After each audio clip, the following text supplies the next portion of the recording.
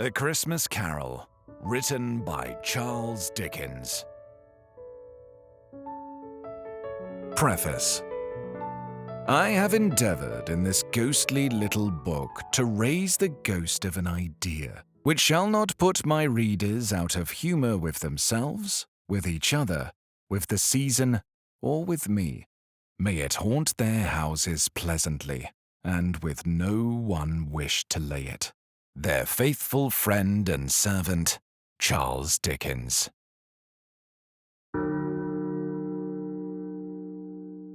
Stave 1. Marley's Ghost. Marley was dead, to begin with. There is no doubt whatever about that. The register of his burial was signed by the clergyman, the clerk, the undertaker, and the chief mourner. Scrooge signed it, and Scrooge's name was good upon change for anything he chose to put his hand to. Old Marley was as dead as a doornail. Mind, I don't mean to say that I know of my knowledge what there is particularly dead about a doornail. I might have been inclined myself to regard a coffin nail as the deadest piece of ironmongery in the trade. But the wisdom of our ancestors is in the simile, and my unhallowed hands shall not disturb it or the country's done for. You will therefore permit me to repeat emphatically that Marley was as dead as a doornail. Scrooge knew he was dead? Of course he did. How could it be otherwise? Scrooge and he were partners for I don't know how many years. Scrooge was his sole executor, his sole administrator, his sole assign, his sole residuary legatee, his sole friend, and sole mourner. And even Scrooge was not so dreadfully cut up by the sad event, but that he was an excellent man of business on the very day of the funeral, and solemnized it with an undoubted bargain. The mention of Marley's funeral brings me back to the point I started from. There is no doubt that Marley was dead. This must be distinctly understood, or nothing wonderful can come of the story I am going to relate. If we were not perfectly convinced that Hamlet's father died before the play began, there would be nothing more remarkable in his taking a stroll at night in an easterly wind upon his own ramparts than there would be in any other middle-aged gentleman rashly turning out after dark in a breezy spot, say St. Paul's churchyard for instance, literally to astonish his son's weak mind. Scrooge never painted out old Marley's name. There it stood years afterwards above the warehouse door, Scrooge and Marley. The firm was known as Scrooge and Marley. Sometimes people new to the business called Scrooge Scrooge, and sometimes Marley, but he answered to both names. It was all the same to him. Oh, but he was a tight-fisted hand at the grindstone, Scrooge. A squeezing, wrenching, grasping, scraping, clutching, covetous old sinner. Hard and sharp as flint, from which no steel had ever struck out generous fire, secret and self-contained, and solitary as an oyster. The cold within him froze his old features, nipped his pointed nose, shriveled his cheek, stiffened his gait, made his eyes red, his thin lips blue, and spoke out shrewdly in his grating voice. A frosty rime was on his head, and on his eyebrows, and his wiry chin. He carried his own low temperature always about him. He iced his office in the dog days, and didn't thaw it 1 degree at Christmas. External heat and cold had little influence on Scrooge. No warmth could warm, no wintry weather chill him, no wind that blew was bitterer than he. No falling snow was more intent upon its purpose, no pelting rain less open to entreaty. Foul weather didn't know where to have him. The heaviest rain and snow and hail and sleet could boast of the advantage over him in only one respect. They often came down handsomely, and Scrooge never did. Nobody ever stopped him in the street to say with gladsome looks, "My dear Scrooge, how are you? When will you come to see me?" No beggar implored him to bestow a trifle. No children asked him what it was o'clock. No man or woman ever once in all his life inquired the way to such and such a place of Scrooge. Even the blind men's dog appeared to know him, and when they saw him coming, would tug their owners into doorways and up courts, and then would wag their tails as though they said, "No eye at all is better than an evil eye, Dark Master." But what did Scrooge care? It was the very thing he liked. To edge his way along the crowded paths of life, warning all human sympathy to keep its distance, was what the knowing ones called nuts to Scrooge. Once upon a time, of all the good days in the year on Christmas Eve, old Scrooge sat busy in his counting-house. It was cold, bleak, biting weather, foggy withal, and he could hear the people in the court outside go wheezing up and down, beating their hands upon their breasts and stamping their feet upon the pavement stones to warm them. The city clocks had just gone 3, but it was quite dark already. It had not been light all day, and candles were flaring in the windows of the neighboring offices like ruddy smears upon the palpable brown air. The fog came pouring in at every chink and keyhole, and was so dense without that although the court was of the narrowest, the houses opposite were mere phantoms. To see the dingy cloud come drooping down, obscuring everything, one might have thought that nature lived hard by and was brewing on a large scale. The door of Scrooge's counting-house was open that he might keep his eye upon his clerk, who, in a dismal little cell beyond, a sort of tank, was copying letters. Scrooge had a very small fire, but the clerk's fire was so very much smaller that it looked like one coal. He couldn't replenish it, for Scrooge kept the coal box in his own room, and so surely as the clerk came in with the shovel, the master predicted that it would be necessary for them to part. Wherefore the clerk put on his white comforter and tried to warm himself at the candle, in which effort, not being a man of strong imagination, he failed. "A Merry Christmas, Uncle! God save you!" cried a cheerful voice. It was the voice of Scrooge's nephew, who came upon him so quickly that this was the first intimation he had of his approach. "Bah," said Scrooge. "Humbug." He had heated himself with rapid walking in the fog and frost, this nephew of Scrooge's, that he was all in a glow. His face was ruddy and handsome, his eyes sparkled, and his breath smoked again. "Christmas? A humbug, Uncle," said Scrooge's nephew. "You don't mean that, I am sure." "I do," said Scrooge. "Merry Christmas? What have you to be merry? What reason have you to be merry? You're poor enough." "Come then," returned the nephew gaily. "What right have you to be dismal? What right have you to be morose? You're rich enough."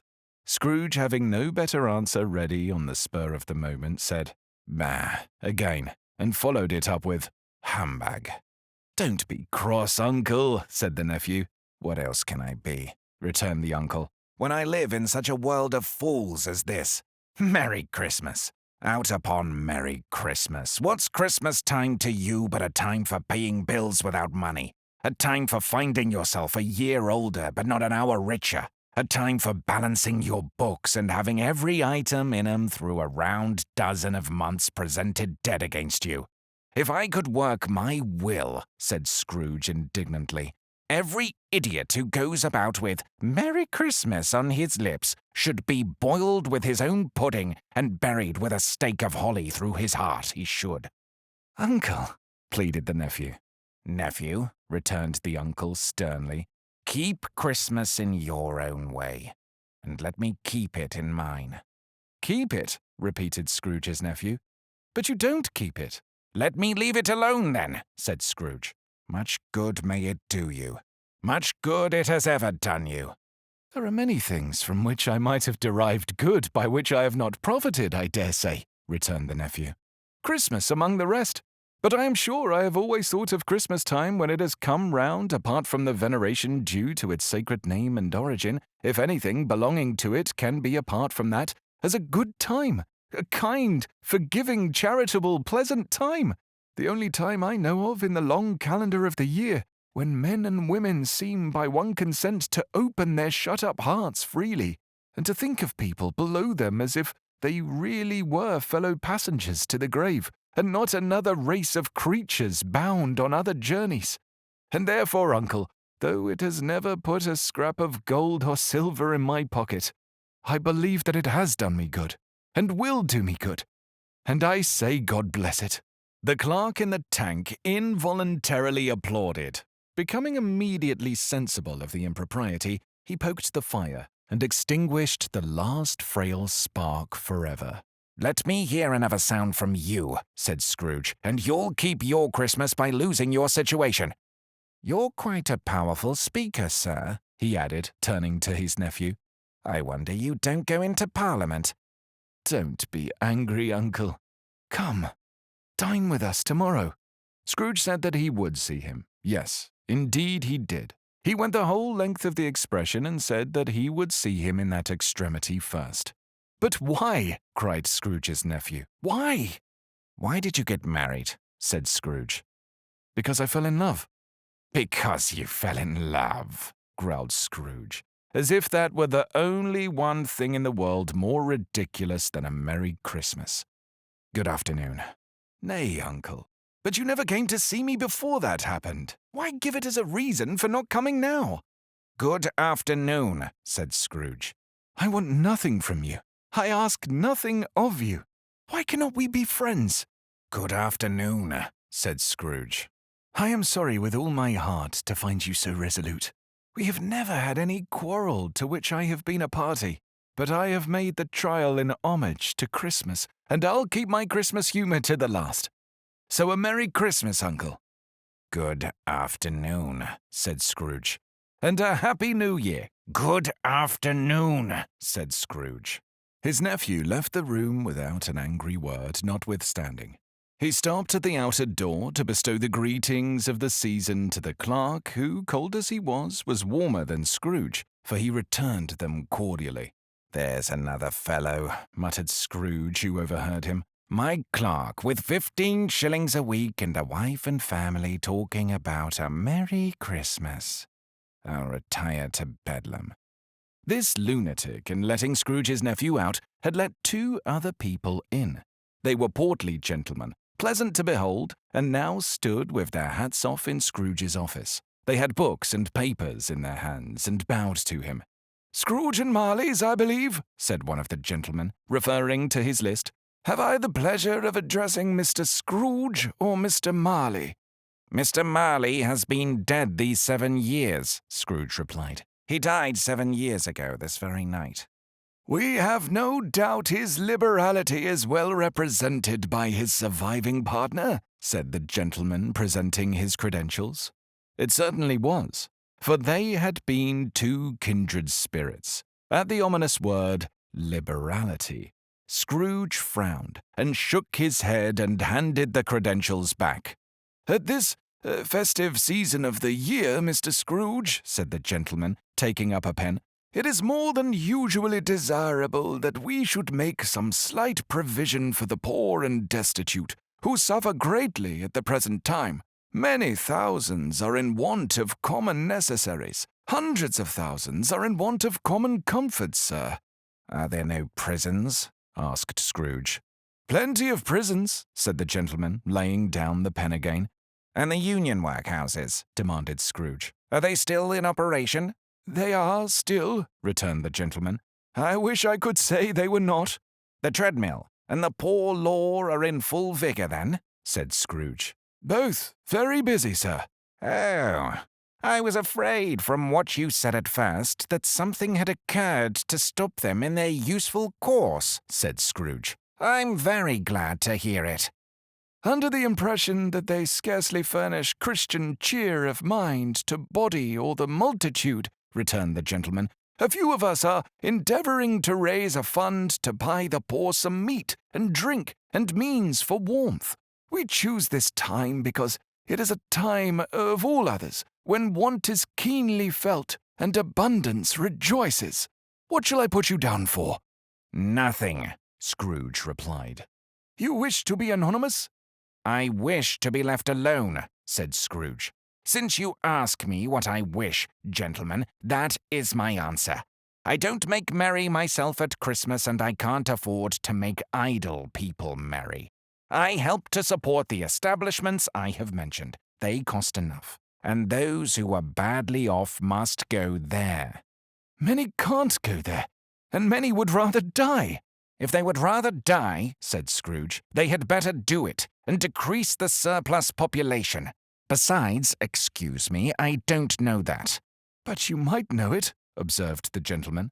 "It's not my business," Scrooge returned.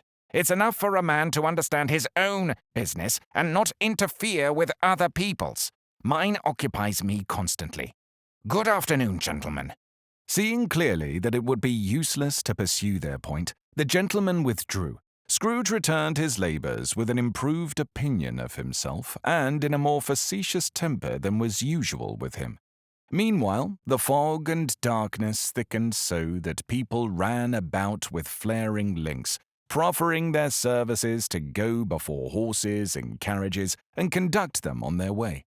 The ancient tower of a church whose gruff old bell was always peeping slyly down at Scrooge out of a Gothic window in the wall became invisible, and struck the hours and quarters in the clouds with tremulous vibrations afterwards as if its teeth were chattering in its frozen head up there. The cold became intense.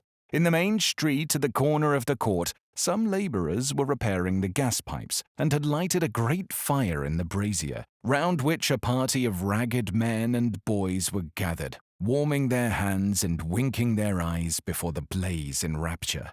The water plug being left in solitude, its overflowing sullenly congealed and turned to misanthropic ice. The brightness of the shops where holly sprigs and berries crackled in the lamp heat of the windows made pale faces ruddy as they passed. Poulterers' and grocers' trades became a splendid joke, a glorious pageant with which it was next to impossible to believe that such dull principles as bargain and sale had anything to do. The Lord Mayor in the stronghold of the mighty mansion house gave orders to his 50 cooks and butlers to keep Christmas as a Lord Mayor's household should, and even the little tailor who he had fined 5 shillings on the previous Monday for being drunk and bloodthirsty in the streets, stirred up tomorrow's pudding in his garret while his lean wife and baby sallied out to buy beef.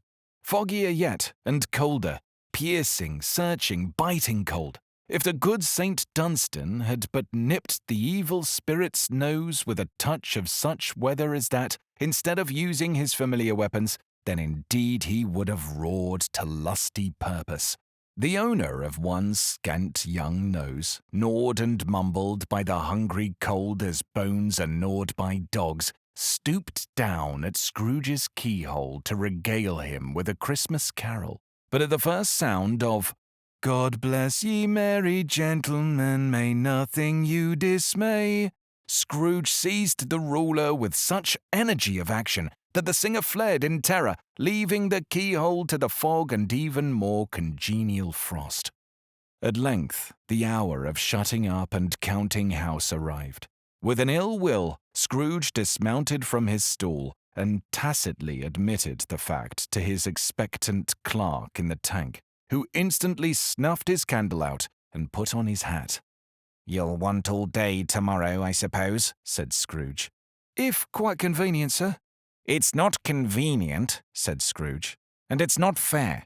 If I was to stop you 1/2 crown for it, you'd think yourself ill-used, I'll be bound." The clerk smiled faintly.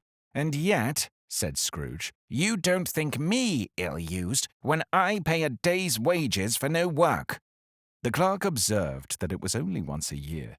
"A poor excuse for picking a man's pocket every 25th of December," said Scrooge, buttoning his great coat to the chin.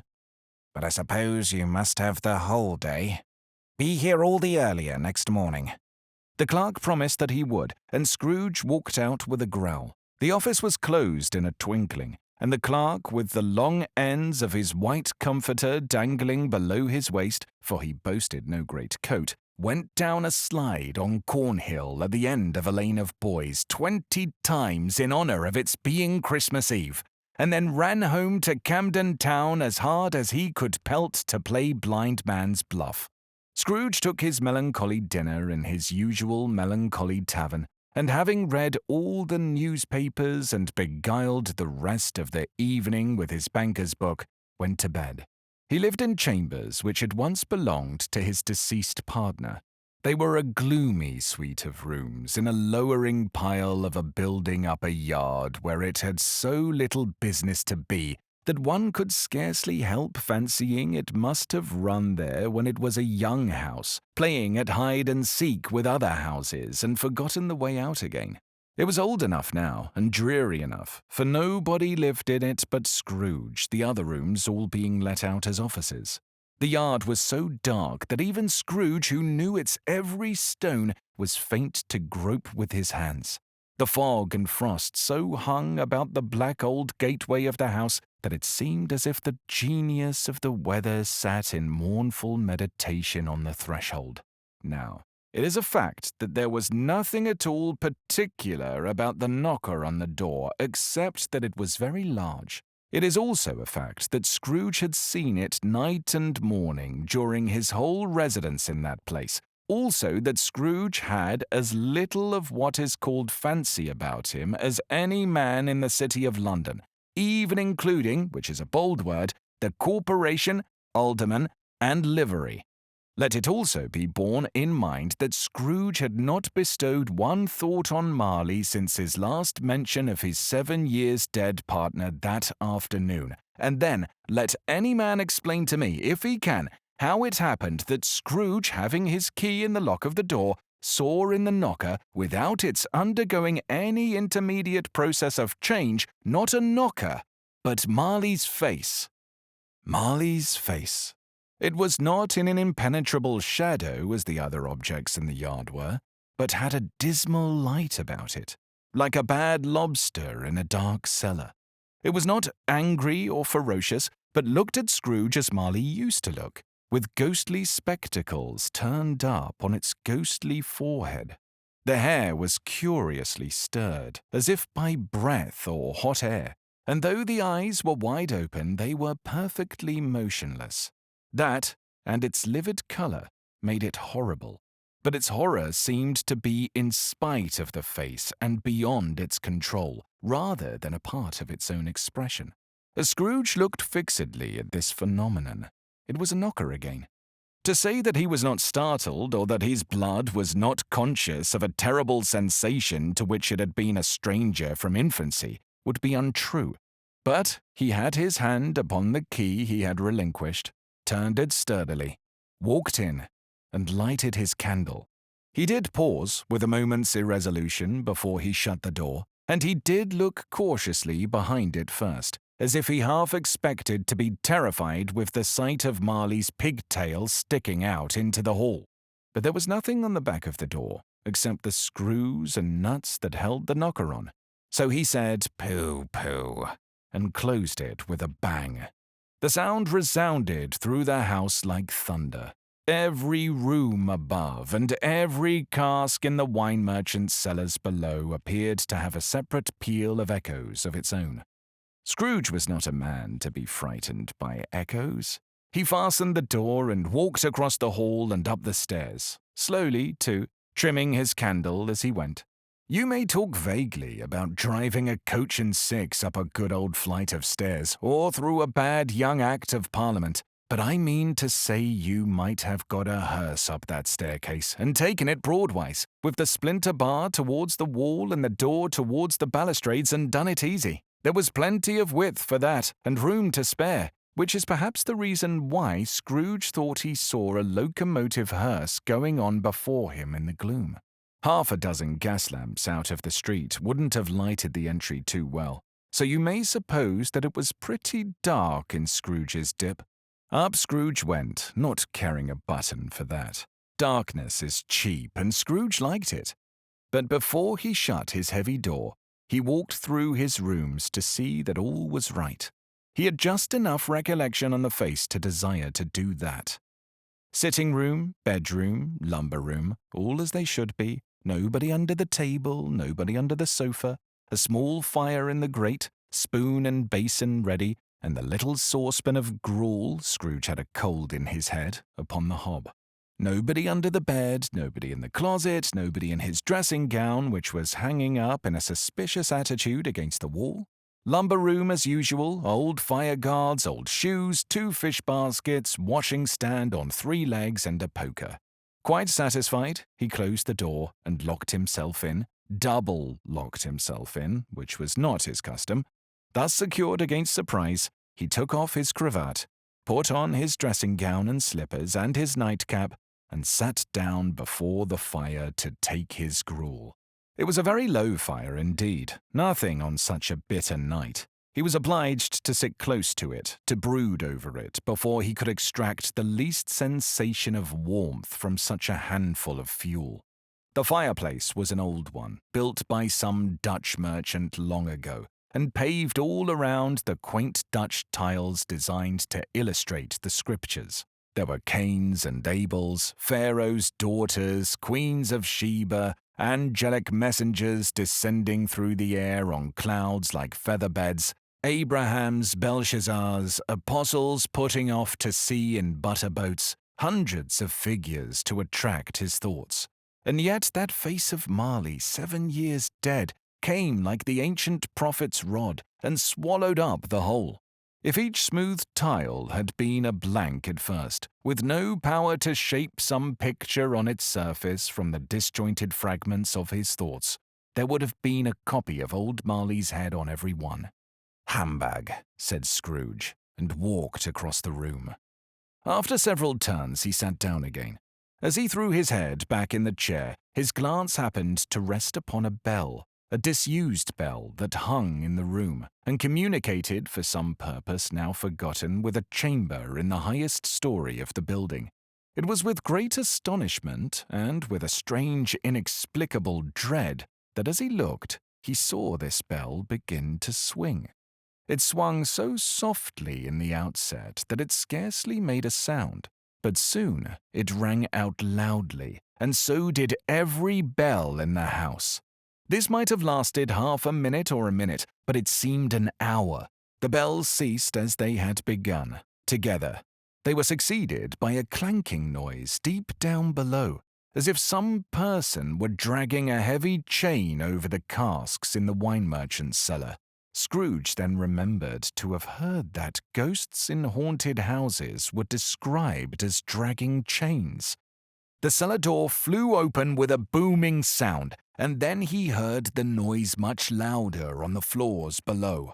Then coming up the stairs. Then straight towards his door. "It's handbag still," said Scrooge. "I won't believe it." His colour changed, though, when, without a pause, it came through the heavy door and passed into the room before his eyes. Upon its coming in, the dying flame leaped up as though it cried, "I know him! Marley's ghost!" and fell again. The same face. The very same. Marley in his pigtail usual waistcoat, tights and boots, the tassels on the latter bristling like his pigtail and his coat skirts and the hair upon his head.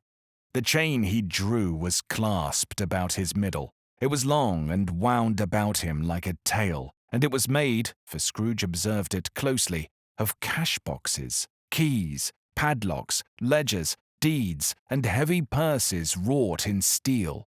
His body was transparent so that Scrooge, observing him and looking through his waistcoat, could see the 2 buttons on his coat behind. Scrooge had often heard it said that Marley had no bowels, but he had never believed it until now. No, nor did he believe it even now. Though he looked the phantom through and saw it standing before him, though he felt the chilling influence of its death-cold eyes and marked the very texture of the folded kerchief bound about its head and chin, which wrapper he had not observed before, he was still incredulous and fought against his senses. "How now?" said Scrooge, caustic and cold as ever. "What do you want with me?" "Much." Marley's voice. No doubt about it. "Who are you?" "Ask me who I was." "Who are you, then?" said Scrooge, raising his voice. "You're particular, for a shade." He was going to say, "to a shade," but substituted this as more appropriate. In life, I was your partner, Jacob Marley. Can you sit down? Asked Scrooge, looking doubtfully at him. I can. Do it then. Scrooge asked the question because he didn't know whether a ghost so transparent might find himself in a condition to take a chair, and felt that in the event of its being impossible, it might involve the necessity of an embarrassing explanation. But the ghost sat down on the opposite side of the fireplace as if he were quite used to it. You don't believe in me, observed the ghost. I don't, said Scrooge. What evidence would you have of my reality beyond your own senses? I don't know, said Scrooge. Why do you doubt your senses? Because, said Scrooge, a little thing affects them. A slight disorder of the stomach makes them cheats. You may be an undigested bit of beef, a blot of mustard, a crumb of cheese, a fragment of an underdone potato. There's more of gravy than a grave about you, whatever you are. Scrooge was not much in the habit of cracking jokes, nor did he feel in his heart by any means waggish then. The truth is, he tried to be smart as a means of distracting his own attention and keeping down his terror, for the spectre's voice disturbed the very marrow in his bones. To sit staring at those fixed glazed eyes in silence for a moment would play, Scrooge felt, the very deuce with him. There was something very awful, too, in the spectre's being provided with an infernal atmosphere of its own. Scrooge could not feel it himself, but this was clearly the case, for though the ghost sat perfectly motionless, its hair and skirts and tassels were still agitated as by the hot vapour from an oven. You see this toothpick, said Scrooge, returning quickly to the charge for the reason just assigned, and wishing, though it were only for a second, to divert the vision's stony gaze from himself. I do, replied the ghost. You were not looking at it, said Scrooge. But I see it, said the ghost, notwithstanding.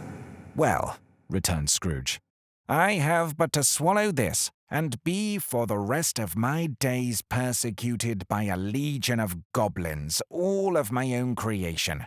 Humbug, I tell you, humbug.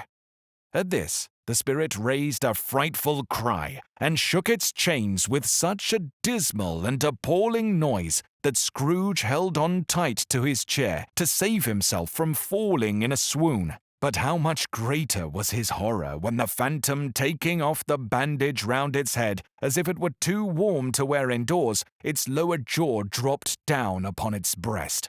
Scrooge fell upon his knees and clasped his hands before his face. "Mercy," he said, "dreadful apparition, why do you trouble me?" "Man of the worldly mind," replied the ghost, "do you believe in me or not?" "I do," said Scrooge. "I must. But why do spirits walk the earth? And why do they come to me?" "It is required of every man," the ghost returned, "that the spirit within him should walk abroad among his fellow men, and travel far and wide. And if that spirit not goes forth in life, it is condemned to do so after death. It is doomed to wander through the world. Oh, woe is me, and witness what it cannot share, but might have shared on earth and turned to happiness." Again the spectre raised a cry, and shook its chain and wrung its shadowy hands. "You are fettered," said Scrooge, trembling. "Tell me why." "I wear the chain I forged in life," replied the ghost. "I made it link by link and yard by yard. I girded it of my own free will, and of my own free will I wore it. Is its pattern strange to you?" Scrooge trembled more and more. "Or would you know," pursued the ghost, "the weight and length of the strong coil you bear yourself? It was full as heavy and as long as this 7 Christmas Eves ago. You have labored on it since. It is a ponderous chain." Scrooge glanced about him on the floor, in expectation of finding himself surrounded by some 50 or 60 fathoms of iron cable, but he could see nothing. "Jacob," he said imploringly. "Oh, Jacob Marley, tell me more. Speak comfort to me, Jacob. I have none to give, the ghost replied. It comes from other regions, Ebenezer Scrooge. It is conveyed by other ministers to other kinds of men. Nor can I tell you what I would. A very little more is permitted to me. I cannot rest. I cannot stay. I cannot linger anywhere. My spirit never walked beyond our counting house. Mark me, in life, my spirit never roved beyond the narrow limits of our money-changing hole, and weary journeys lie before me. It was a habit with Scrooge, whenever he became thoughtful, to put his hands in his breeches pockets. Pondering on what the ghost had said, he did so now, without lifting up his eyes or getting off his knees. You must have been very slow about it, Jacob, Scrooge observed in a business-like manner, though with humility and deference. Slow? The ghost repeated. 7 years dead, mused Scrooge, and travelling all this time. The whole time, said the ghost. No rest, no peace, incessant torture and remorse. You travel fast, said Scrooge. On the wings of the wind, replied the ghost. You might have got over a great quantity of ground in 7 years, said Scrooge.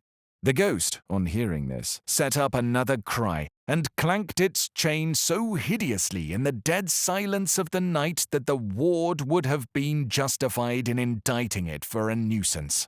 Oh, captive bound and double-ironed, cried the phantom, not to know that ages of incessant labor by immortal creatures, for this earth must pass into eternity before the good of which it is susceptible is all developed.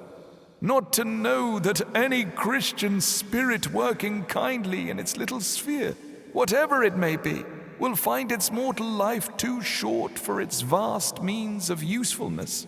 Not to know that no space of regret can make amends for one life's opportunity misused. Yet such was I. Oh, such was I. But you were always a good man of business, Jacob, faltered Scrooge, who now began to apply this to himself. Business! Cried the ghost, wringing its hands again. Mankind was my business. The common welfare was my business. Charity, mercy, forbearance, and benevolence were all my business. The dealings of my trade were but a drop of water in the comprehensive ocean of my business. It held up its chain at arm's length, as if it were the cause of all its unavailing grief, and flung it heavily upon the ground again. At this time of the rolling year, the spectre said, I suffer most. Why did I walk through crowds of fellow beings with my eyes turned down, and never raise them to that blessed star which led the wise men to a poor abode? Were there no poor homes to which its light would have conducted me? Scrooge was very much dismayed to hear the spectre going on at this rate, and began to quake exceedingly. Hear me, cried the ghost. My time is nearly gone. I will, said Scrooge. But don't be hard upon me. Don't be flowery, Jacob. Pray. How is it that I appear before you in a shape that you can see? I may not tell. I have sat invisible beside you many and many a day. It was not an agreeable idea. Scrooge shivered and wiped the perspiration from his brow. That is no light part of my penance, pursued the ghost.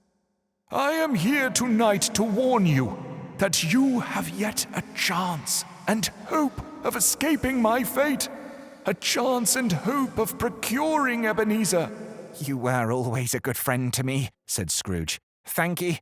You will be haunted, resumed the ghost, by 3 spirits.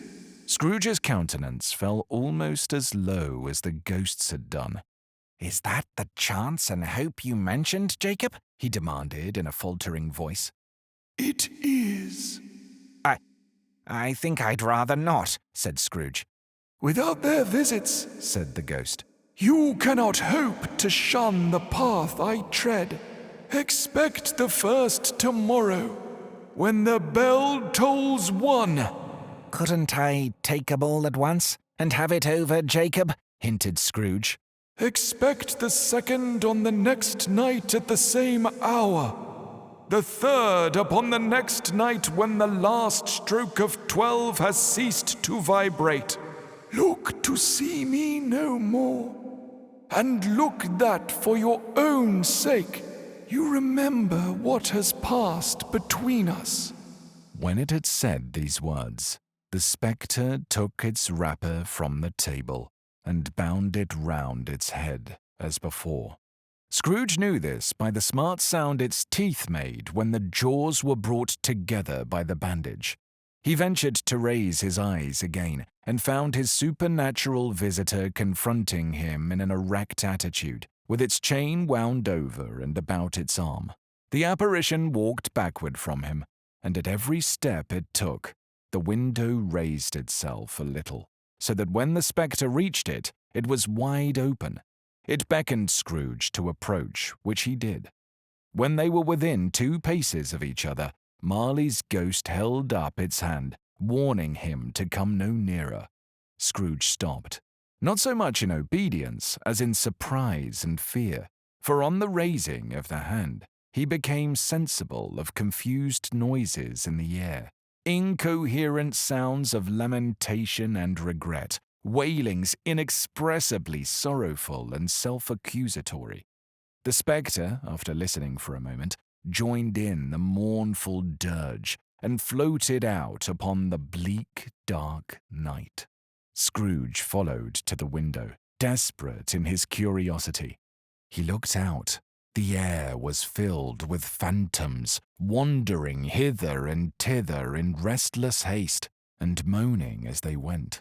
Every one of them wore chains like Marley's ghost. Some few, they might be guilty governments, were linked together. None were free. Many had been personally known to Scrooge in their lives. He had been quite familiar with one old ghost in a white waistcoat, with a monstrous iron safe attached to its ankle, who cried piteously at being unable to assist a wretched woman with an infant whom it saw below upon a doorstep. The misery with them all was, clearly, that they sought to interfere for good in human matters, and had lost the power forever. Whether these creatures faded into mist, or mist enshrouded them, he could not tell, but they and their spirit voices faded together, and the night became as it had been when he walked home. Scrooge closed the window and examined the door by which the ghost had entered. It was double-locked, as he had locked it with his own hands, and the bolts were undisturbed. He tried to say, "handbag," but stopped at the first syllable, and, being from the emotion he had undergone, or the fatigues of the day, or his glimpse of the invisible world, or the dull conversation of the ghost, or the lateness of the hour, much in need of repose, went straight to bed, without undressing, and fell asleep upon the instant.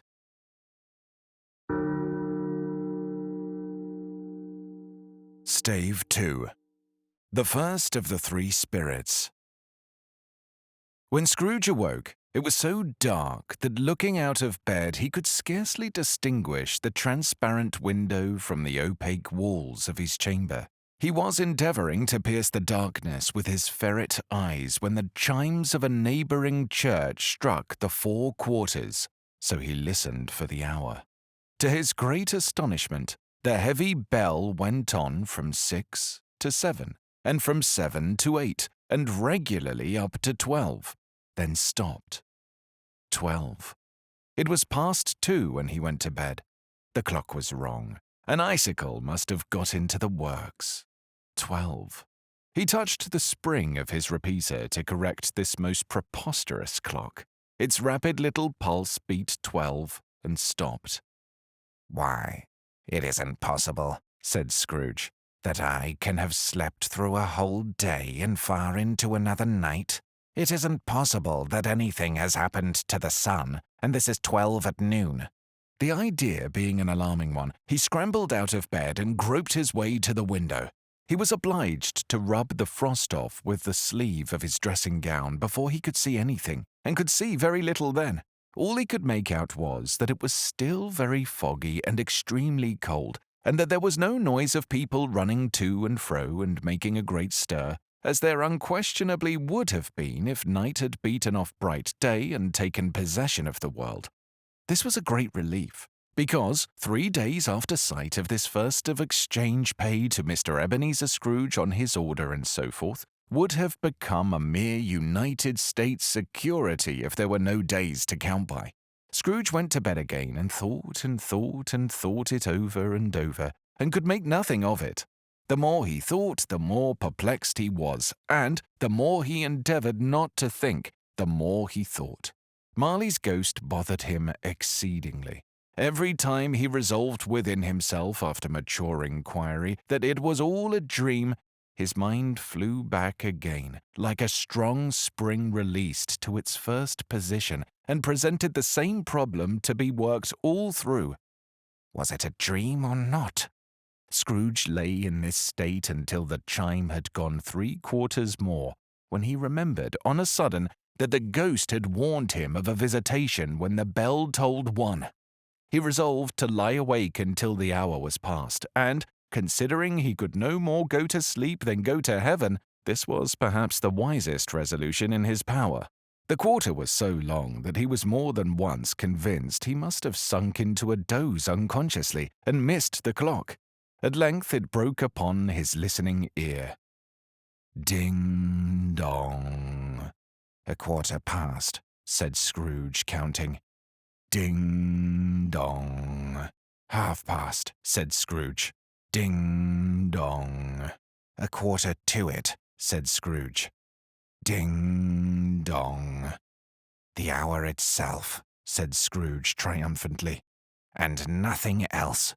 He spoke before the hour bell sounded, which it now did with a deep, dull, hollow, melancholy 1. Light flashed up in the room upon the instant, and the curtains of his bed were drawn.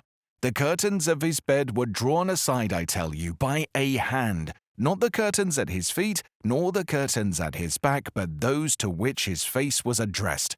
The curtains of his bed were drawn aside, and Scrooge, starting up into a half-recumbent attitude, found himself face to face with the unearthly visitor who drew them, as close to it as I am to you now, and I am standing in the spirit at your elbow.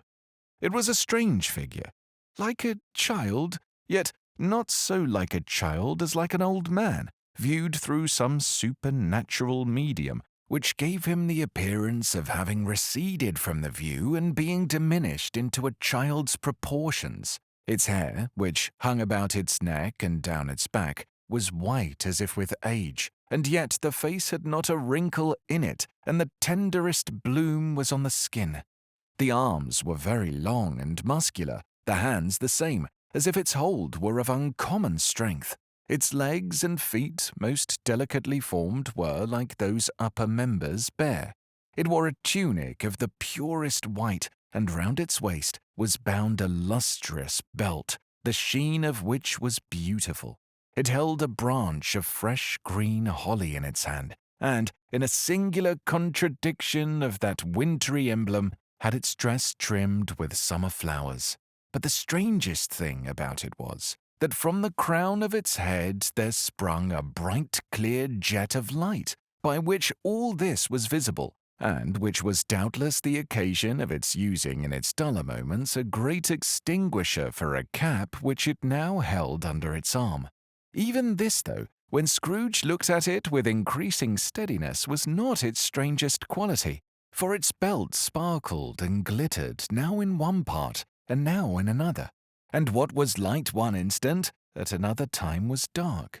So the figure itself fluctuated in its distinctness, being now a thing with one arm, now one leg, now with 20 legs, now a pair of legs without a head, now a head without a body, of which dissolving parts no outline would be visible in the dense gloom wherein they melted away.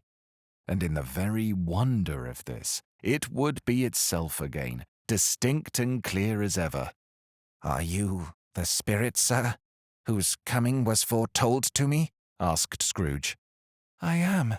The voice was soft and gentle, singularly low, as if instead of being so close beside him, it were at a distance. "Who and what are you?" Scrooge demanded. I am the ghost of Christmas past. "Long past?" inquired Scrooge, observant of its dwarfish stature. No, your past. Perhaps Scrooge could not have told anybody why, if anybody could have asked him, but he had a special desire to see the spirit in his cap, and begged him to be covered. What? Exclaimed the ghost. Would you so soon put out the otherworldly hands the light I give? Is it not enough that you are one of those whose passions made this cap, and force me through whole trains of years to wear it low upon my brow? Scrooge reverently disclaimed all intention to offend or any knowledge of having wilfully bonneted the spirit at any period of his life. He then made bold to inquire what business brought him here. Your welfare, said the ghost. Scrooge expressed himself much obliged, but could not help thinking that a night of unbroken rest would have been more conducive to that end. The spirit must have heard him thinking, for it said immediately, Your reclamation, then. Take heed. It put out its strong hand as it spoke, and clasped him gently by the arm. Rise, and walk with me. It would have been in vain for Scrooge to plead that the weather and the hour were not adapted to pedestrian purposes, that bed was warm, and the thermometer a long way below freezing, that he was clad but lightly in his slippers, dressing gown, and nightcap, and that he had a cold upon him at that time. The grasp, though gentle as a woman's hand, was not to be resisted. He rose, but finding that the spirit made towards the window, clasped his robe in supplication. "I am mortal," Scrooge remonstrated, "and liable to fall." "Bear but a touch of my hand there," said the spirit, laying it upon his heart, "and you shall be upheld in more than this." As the words were spoken, they passed through the wall, and stood upon an open country road with fields on either hand. The city had entirely vanished. Not a vestige of it was to be seen. The darkness and the mist had vanished with it, for it was a clear, cold winter day, with snow upon the ground. "Good heaven," said Scrooge, clasping his hands together as he looked about him. "I was bred in this place. I was a boy here." The spirit gazed upon him mildly. Its gentle touch, though it had been light and instantaneous, appeared still present to the old man's sense of feeling. He was conscious of 1,000 odours floating in the air, each one connected with 1,000 thoughts and hopes and joys and cares, long, long forgotten. "Your lip is trembling," said the ghost. "And what is that upon your cheek?" Scrooge muttered, with an unusual catching in his voice, that it was a pimple, and begged the ghost to lead him where he would. "You recollect the way?" inquired the spirit. "Remember it," cried Scrooge with fervour. "I could walk it blindfold." "Strange to have forgotten it for so many years," observed the ghost. "Let us go on." They walked along the road, Scrooge recognizing every gate and post and tree, until a little market town appeared in the distance, with its bridge, its church, and winding river. Some shaggy ponies now were seen trotting towards them with boys upon their backs, who called to other boys in country gigs and carts driven by farmers. All these boys were in great spirits, and shouted to each other until the broad fields were so full of merry music that the crisp air laughed to hear it. "These are but shadows of the things that have been," said the ghost. "They have no consciousness of us." The jocund travellers came on, and as they came, Scrooge knew and named them every one. Why was he rejoiced beyond all bounds to see them? Why did his cold eye glisten, and his heart leap up as they went past? Why was he filled with gladness when he heard them give each other Merry Christmas as they parted at crossroads and byways for their several homes? What was Merry Christmas to Scrooge? Out upon Merry Christmas. What good had it ever done to him? "The school is not quite deserted," said the ghost. "A solitary child, neglected by his friends, is left there still." Scrooge said he knew it, and he sobbed. They left the high road by a well-remembered lane, and soon approached a mansion of dull red brick, with a little weathercock-surmounted cupola on the roof and a bell hanging in it. It was a large house, but one of broken fortunes, for the spacious offices were little used, their walls were damp and mossy, their windows broken and their gates decayed. Fowls clucked and strutted in the stables, and the coach-houses and sheds were overrun with grass. Nor was it more attentive of its ancient state within, for entering the dreary hall and glancing through the open doors of many rooms, they found them poorly furnished, cold and vast. There was an earthly savour in the air, a chilly bareness in the air, which associated itself somehow with too much getting up by candlelight and not too much to eat.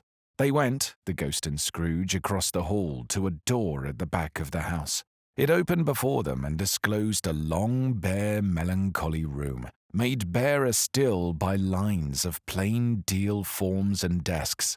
At one of these, a lonely boy was reading near a feeble fire, and Scrooge sat down upon a form and wept to see his poor forgotten self as he used to be. Not a latent echo in the house, not a squeak and scuffle from the mice behind the panelling, not a drip from the half-thawed water-spout in the dull yard behind, not a sigh among the leafless boughs of one despondent poplar, not the idle swinging of an empty storehouse door, no, not the clicking in the fire, but fell upon the heart of Scrooge with a softening influence, and gave a freer passage to his tears. The spirit touched him on the arm, and pointed to his younger self, intent upon his reading. Suddenly, a man in foreign garments, wonderfully real and distinct to look at, stood outside the window with an axe stuck in his belt, and leading by the bridle an ass laden with wood. "Why, it's Ali Baba!" Scrooge exclaimed in ecstasy. "It's dear old honest Ali Baba! Yes, yes, I know! One Christmas time, when yonder solitary child was left here all alone, he did come for the first time just like that. Poor boy! And Valentine," said Scrooge, "and his wild brother Orson, there they go. And what's his name, who was put down in his drawers asleep at the gate of Damascus, don't you see him? And the Sultan's groom turned upside down by the genie, there he is upon his head. Serve him right. I'm glad of it. What business had he to be married to the princess?" To hear Scrooge expending all the earnestness of his nature on such subjects in the most extraordinary voice, between laughing and crying, and to see his heightened and excited face would have been a surprise to his business friends in the city indeed. "There's the parrot!" cried Scrooge. "Green body and yellow tail, with a thing like a lettuce growing out of the top of his head. There he is. Poor Robin Crusoe, he called him, when he came home again after sailing round the island. Poor Robin Crusoe, where have you been, Robin Crusoe? The man thought he was dreaming, but he wasn't. It was the parrot, you know. There goes Friday, running for his life to the little creek. Hello, hoop, hello!" Then, with a rapidity of transition very foreign to his usual character, he said in pity for his former self, "Poor boy," and cried again. "I wish," Scrooge muttered, putting his hand in his pocket and looking about him after drying his eyes with his cuff. "But it's too late now." "What's the matter?" asked the spirit. "Nothing," said Scrooge. "Nothing. There was a boy singing a Christmas carol at my door last night. I should have liked to have given him something. That's all." The ghost smiled thoughtfully and waved its hand, saying as it did so, "Let us see another Christmas." Scrooge's former self grew larger at the words, and the room became a little darker and more dirty. The panels shrunk, the windows cracked, fragments of plaster fell out of the ceiling, and the naked lathes were shown instead. But how all this was brought about, Scrooge knew no more than you do. He only knew that it was quite correct, that everything had happened so, that there he was alone again when all the other boys had gone home for the jolly holidays. He was not reading now, but walking up and down despairingly. Scrooge looked at the ghost, and with a mournful shaking of his head, glanced anxiously towards the door. It opened, and a little girl, much younger than the boy, came darting in, and, putting her arms about his neck and often kissing him, addressed him as her dear, dear brother. "I have come to bring you home, dear brother," said the child, clapping her tiny hands and bending down to laugh. "To bring you home, home, home." "Home, little Fan?" returned the boy. "Yes," said the child, brimful with glee. "Home for good and all. Home forever and ever. Father is so much kinder than he used to be, that home's like heaven. He spoke so gently to me one dear night when I was going to bed, that I was not afraid to ask him once more if you might come home. And he said yes, you should. And he sent me in a coach to bring you. And you're to be a man," said the child, opening her eyes, "and never to come back here, but first we're to be together all the Christmas long, and have the merriest time in all the world." "You are quite the woman, little Fan," exclaimed the boy. She clapped her hands and laughed, and tried to touch his head, but, being too little, laughed again, and stood on tiptoe to embrace him. Then she began to drag him in her childish eagerness towards the door, and he, nothing loth to go, accompanied her. A terrible voice in the hall cried, "Bring down Master Scrooge's box there!" And in the hall appeared the schoolmaster himself, who glared on Master Scrooge with a ferocious condescension, and threw him into a dreadful state of mind by shaking hands with him. He then conveyed him and his sister into the veriest old well of a shivering best parlour that ever was seen, where the maps upon the wall and the celestial and terrestrial globes in the windows were waxy with cold. Here he produced a decanter of curiously light wine and a block of curiously heavy cake, and administered instalments of those dainties to the young people, at the same time sending out a meagre servant to offer a glass of something to the postboy, who answered that he thanked the gentleman, but if it was the same tap he had tasted before, he had rather not. Master Scrooge's trunk being by this time tied to the top of the chaise, the children bade the schoolmaster good-bye right willingly, and getting into it, drove gaily down the garden sweep, the quick wheels dashing the hoarfrost and snow from off the dark leaves of the evergreens like spray. "Always a delicate creature, whom a breath might have withered," said the ghost. "But she had a large heart." "So she had," cried Scrooge. "You're right. I will not gainsay its spirit. God forbid." "She died a woman," said the ghost, "and had, as I think, children." "One child," Scrooge returned. "True," said the ghost. "Your nephew." Scrooge seemed uneasy in his mind, and answered briefly, "Yes." Although they had but that moment left the school behind them, they were now in the busy thoroughfares of a city, where shadowy passengers passed and repassed, where shadowy carts and coaches battled for the way, and all the strife and tumult of a real city were. It was made plain enough by the dressing of the shops that here, too, it was Christmas time again, but it was evening, and the streets were lighted up.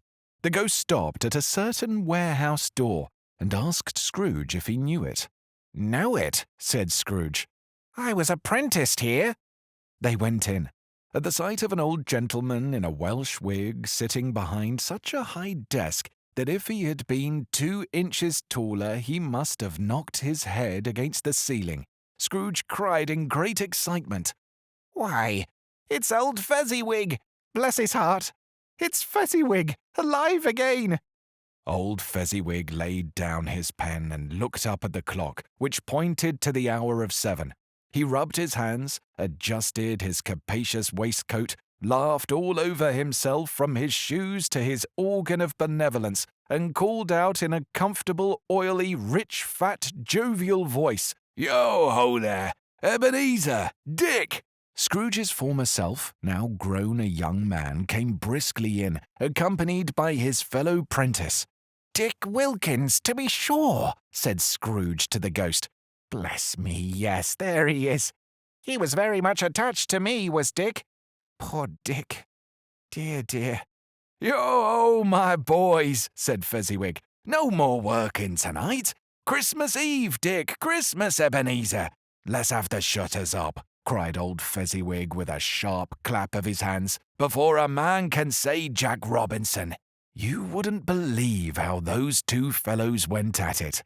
They charged into the streets with the shutters. 1, 2, 3 had them up in their places. 4, 5, 6 barred them and pinned them. 7, 8, 9 and came back before you could have got to 12, panting like racehorses. "Hiley-ho!" cried old Fezziwig, skipping down from the high desk with wonderful agility. "Clear away, my lads, and let's have lots of room here. Hiley-ho, Dick! Cheer up, Ebenezer!"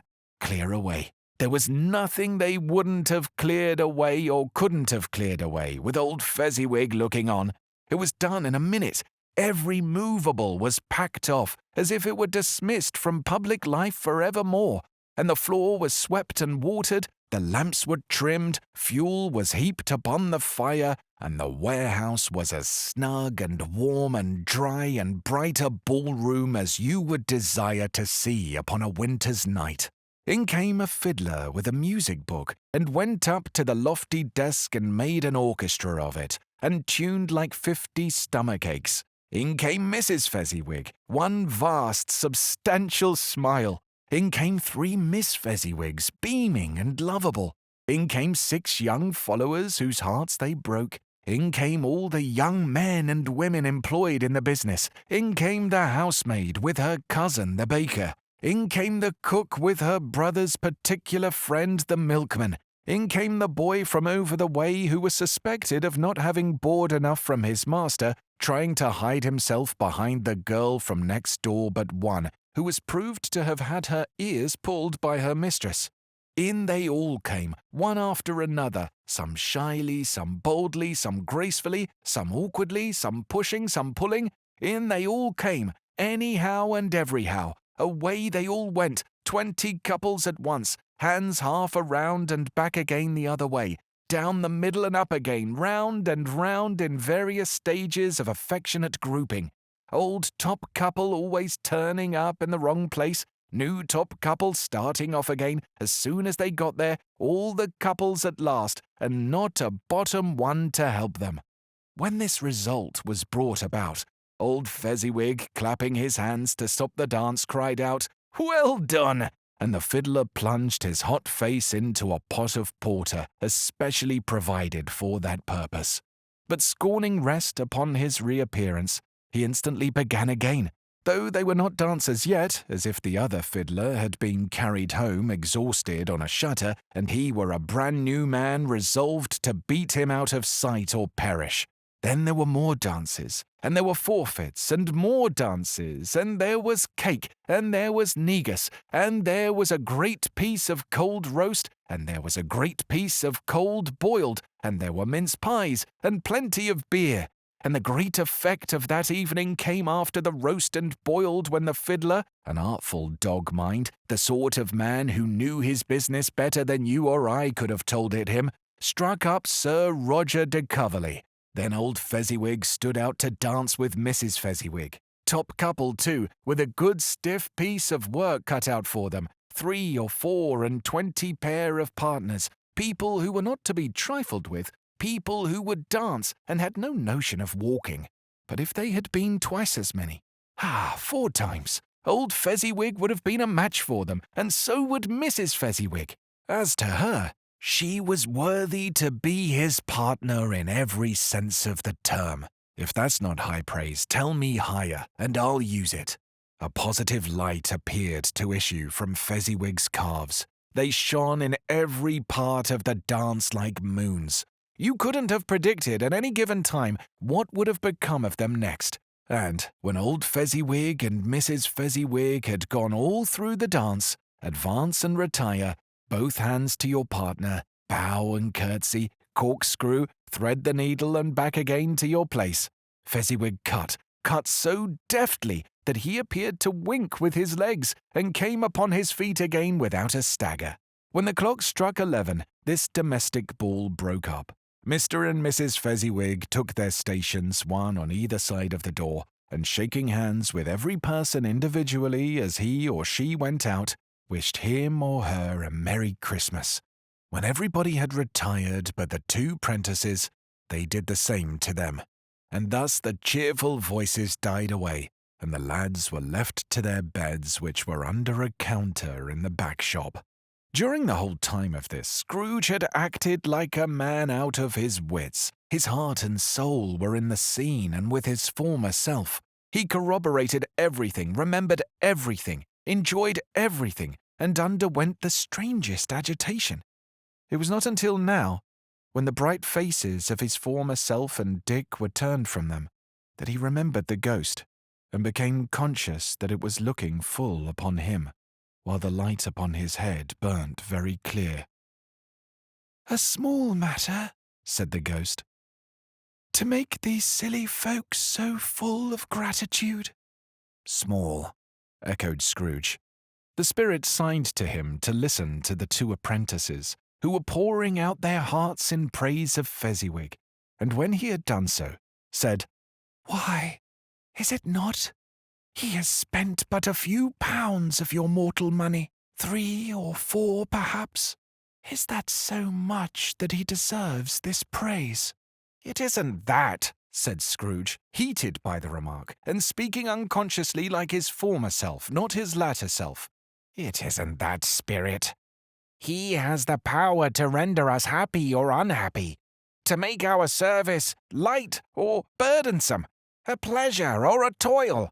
Say that his power lies in words and looks, in things so slight and insignificant that it is impossible to add and count them up. What then? The happiness he gives is quite as great as if it cost a fortune."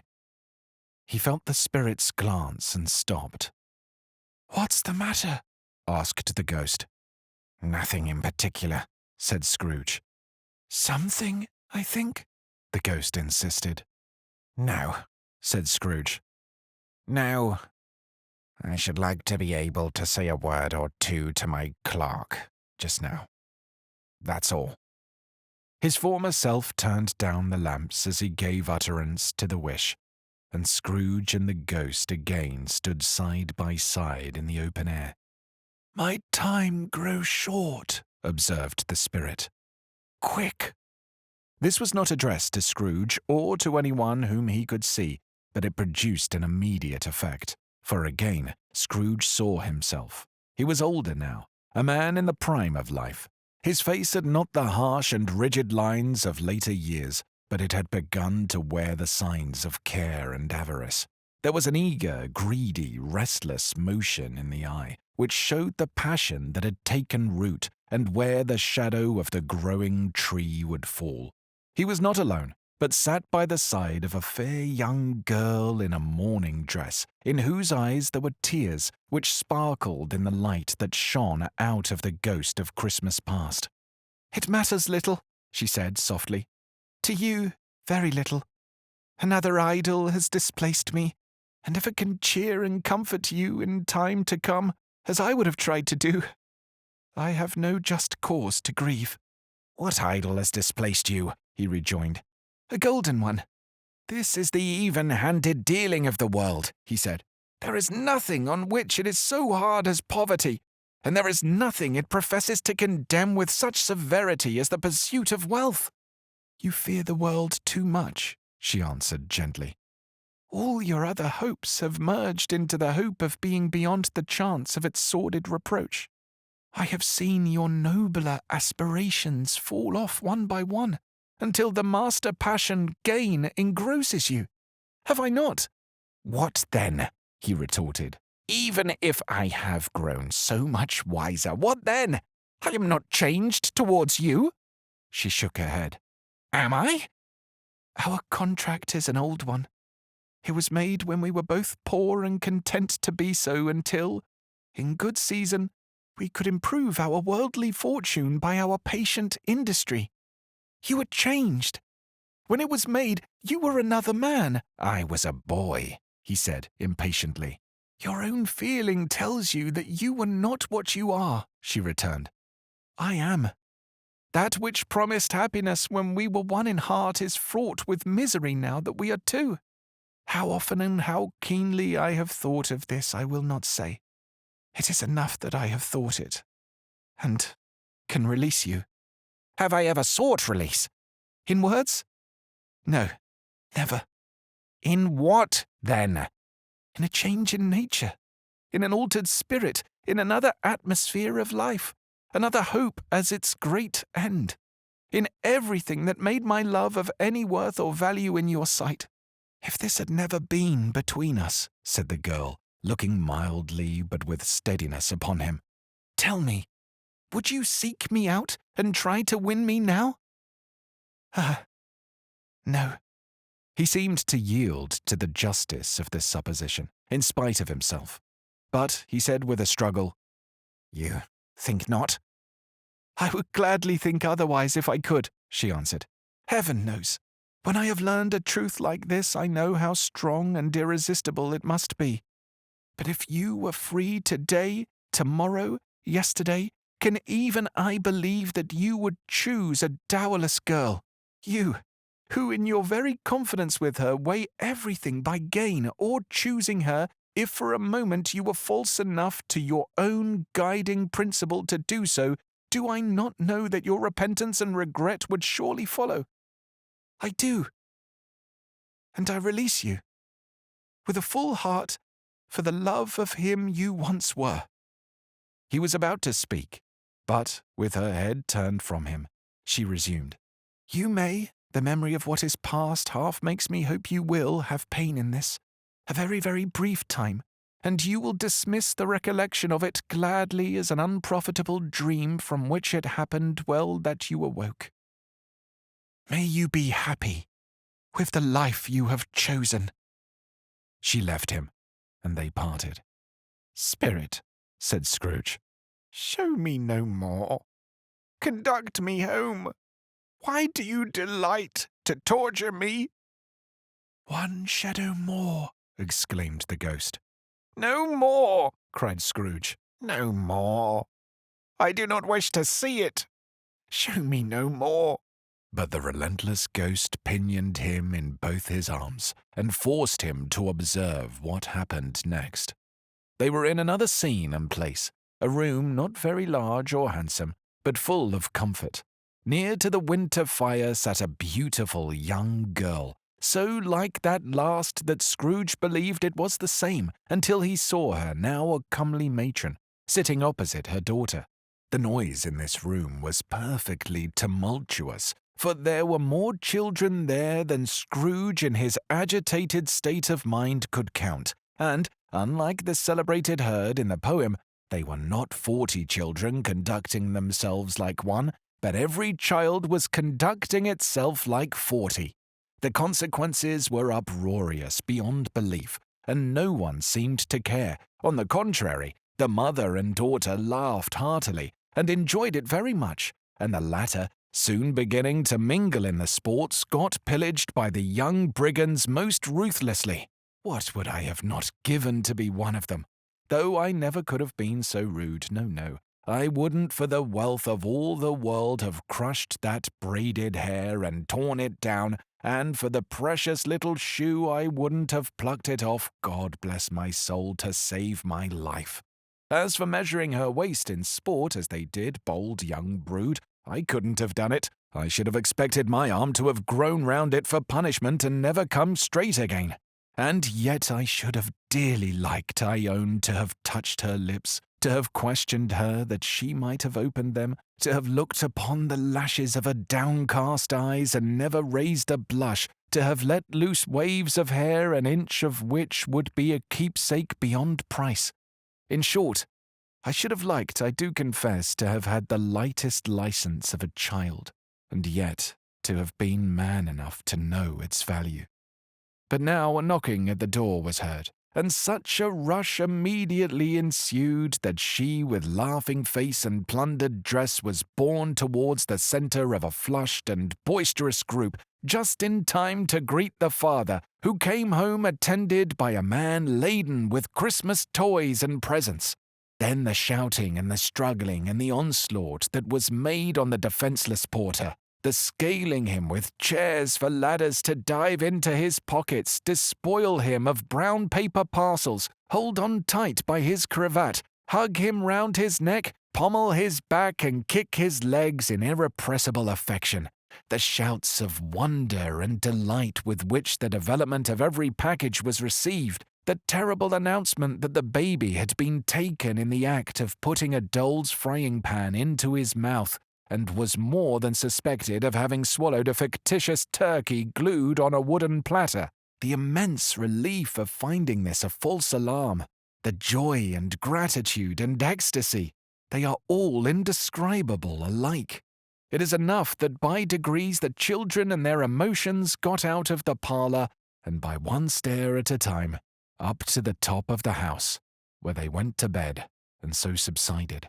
And now Scrooge looked on more attentively than ever, when the master of the house, having his daughter leaning fondly on him, sat down with her and her mother at his own fireside, and when he thought that such another creature quite as graceful and as full of promise might have called him father, and been a springtime in the haggard winter of his life, his sight grew very dim indeed. "Belle," said the husband, turning to his wife with a smile, "I saw an old friend of yours this afternoon." "Who was it?" "Guess." "How can I? Don't I know?" she added in the same breath, laughing as he laughed. "Mr. Scrooge." Mr. Scrooge it was. I passed his office window, and as it was not shut up, he had a candle inside. I could scarcely help seeing him. His partner lies upon the point of death, I hear, and there he is, sat alone. Quite alone in the world, I do believe." "Spirit," said Scrooge in a broken voice, "remove me from this place." "I told you, these were shadows of the things that have been," said the ghost. "They are what they are. Do not blame me." "Remove me," Scrooge exclaimed. "I cannot bear it."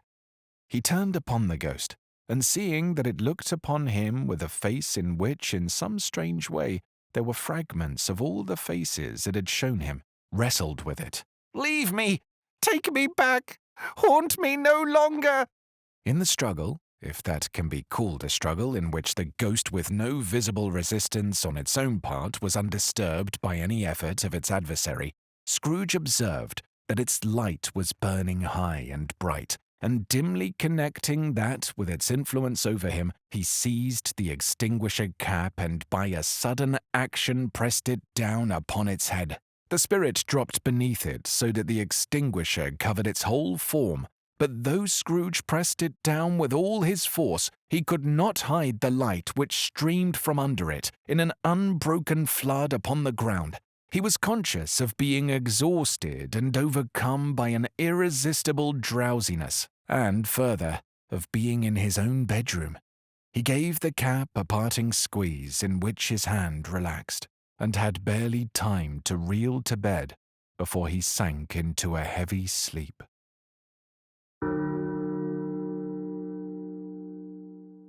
Stave 3. The second of the three spirits.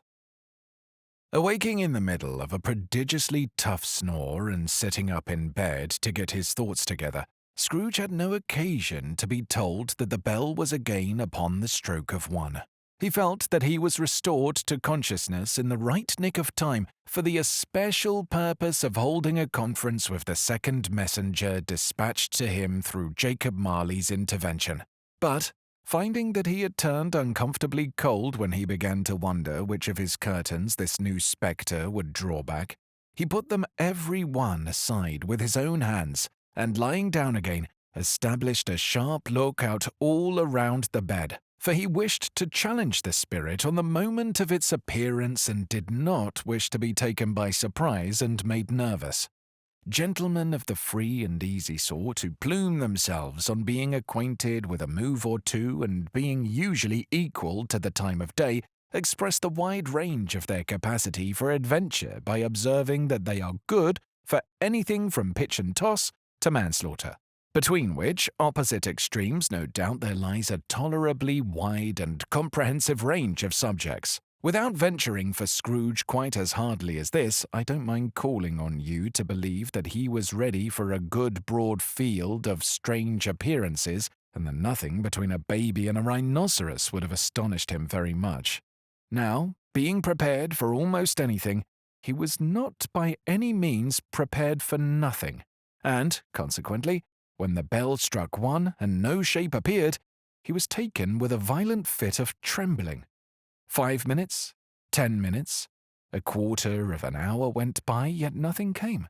All this time he lay upon the bed, the very core and centre of a blaze of ruddy light which streamed upon it when the clock proclaimed the hour, and which, being only light, was more alarming than a dozen ghosts, as he was powerless to make out what it meant, or would be at, and was sometimes apprehensive that he might be at that very moment an interesting case of spontaneous combustion without having the consolation of knowing it. At last, however, he began to think, as you or I would have thought at first, for it is always the person not in the predicament who knows what ought to have been done about it, and would unquestionably have done it too.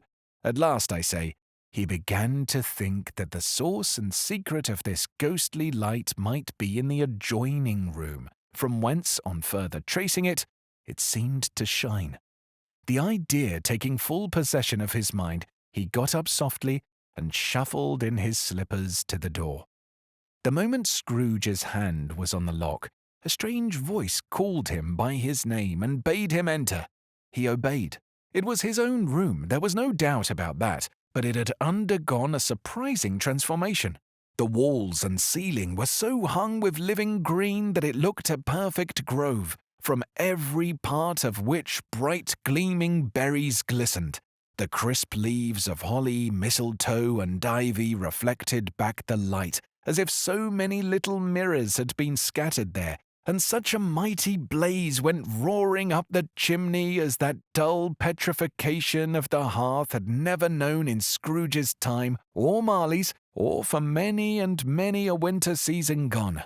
Heaped up on the floor to form a kind of throne were turkeys, geese, game, poultry, brawn, great joints of meat, suckling pigs, long wreaths of sausages, mince pies, plum puddings, barrels of oysters, red-hot chestnuts, cherry-cheeked apples, juicy oranges, luscious pears, immense 12th cakes, and seething bowls of punch that made the chamber dim with their delicious steam.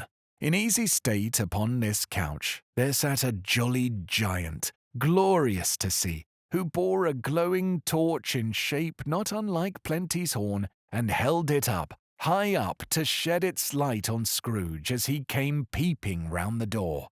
"Come in!" exclaimed the ghost. "Come in, and know me better, man!" Scrooge entered timidly, and hung his head before the spirit. He was not the dogged Scrooge he had been, and though the spirit's eyes were clear and kind, he did not like to meet them. "I am the ghost of Christmas present," said the spirit. "Look upon me." Scrooge reverently did so. It was clothed in one simple green robe or mantle, bordered with white fur. This garment hung so loosely on the figure that its capacious breast was bare, as if disdaining to be warded or concealed by any artifice. Its feet, observable beneath the ample folds of the garment, were also bare, and on its head it wore no covering other than a holly wreath, set here and there with shining icicles. Its dark brown curls were long and free as its genial face, its sparkling eye, its open hand, its cheery voice, its unconstrained demeanour, and its joyful air. Girded round its middle was an antique scabbard, but no sword was in it, and the ancient sheath was eaten up with rust. "You have never seen the like of me before?" exclaimed the spirit. "Never," Scrooge made answer to it. have never walked forth with the younger members of my family, meaning, for I am very young, my elder brothers born in these later years?" pursued the phantom. "I don't think I have," said Scrooge. "I am afraid I have not. Have you had many brothers, Spirit?" "More than 1,800, said the ghost. "A tremendous family to provide for," muttered Scrooge. The ghost of Christmas present rose. "Spirit," said Scrooge submissively, "conduct me where you will. I went forth last night on compulsion, and I learnt a lesson which is working now. Tonight, if you have aught to teach me, let me profit by it." "Touch my robe." Scrooge did as he was told, and held it fast. Holly, mistletoe, red berries, ivy, turkeys, geese, game, poultry, brawn, meat, pigs, sausages, oysters, pies, puddings, fruit, and punch all vanished instantly.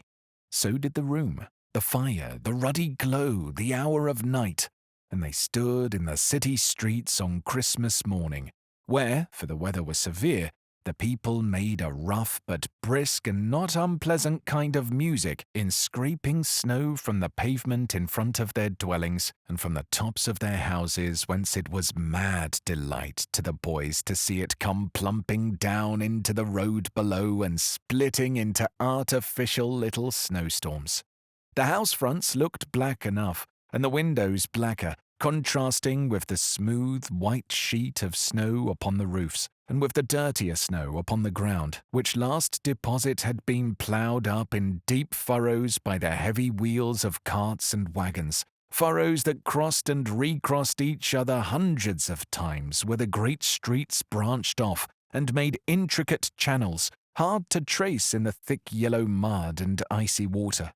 The sky was gloomy, and the shortest streets were choked up with a dingy mist, half thawed, half frozen, whose heavier particles descended in a shower of sooty atoms, as if all the chimneys in Great Britain had, by one consent, caught fire, and were blazing away to their dear hearts' content. There was nothing very cheerful in the climate or the town, and yet was there an air of cheerfulness abroad that the clearest summer air and brightest summer sun might have endeavoured to diffuse in vain. For the people who were shovelling away on the housetops were jovial and full of glee, calling out to one another from the parapets and now and then exchanging a facetious snowball, better-natured missile far than many a wordy jest, laughing heartily if it went right and not less heartily if it went wrong. The poulterers' shops were still half open, and the fruiterers were radiant in their glory. There were great round, pot-bellied baskets of chestnuts shaped like the waistcoats of jolly old gentlemen, lolling at the doors and tumbling out into the street in their apoplectic opulence. There were ruddy, brown-faced, broad-girthed Spanish onions, shining with the fatness of their growth like Spanish friars, and winking from their shelves in wanton slyness at the girls as they went by, and glanced demurely at the hung-up mistletoe. There were pears and apples, clustered high in blooming pyramids. There were bunches of grapes made in the shopkeeper's benevolence to dangle from conspicuous hooks that people's mouths might water gratis as they passed. There were piles of filberts, mossy and brown, recalling in their fragrance ancient walks among the woods and pleasant shufflings ankle-deep through withered leaves. There were Norfolk biffins, squat and swarthy, setting off the yellow of the oranges and lemons, and, in the great compactness of their juicy persons, urgently entreating and beseeching to be carried home in paper bags and eaten after dinner. The very gold and silver fish set forth among these choice fruits in a bowl, though members of a dull and stagnant bloodied race, appeared to know that there was something going on, and, to a fish, went gasping round and round their little world in slow and passionless excitement. The grocers, the grocers, nearly closed with perhaps 2 shutters down or 1, but through those gaps such glimpses! It was not alone that the scales descending on the counter made a merry sound, or that the twine and roller parted company so briskly, or that the canisters were rattled up and down like juggling tricks, or even that the blended scents of tea and coffee were so grateful to the nose, or even that the raisins were so plentiful and rare, and almonds so extremely white, and sticks of cinnamon so long and straight, and other spices so delicious, the candied fruit so caked and spotted with molten sugar as to make the coldest lookers-on feel faint and subsequently bilious. Nor was it that the figs were moist and pulpy, or that the French plums blushed in modest tartness from their highly decorated boxes, or that everything was good to eat and in its Christmas dress.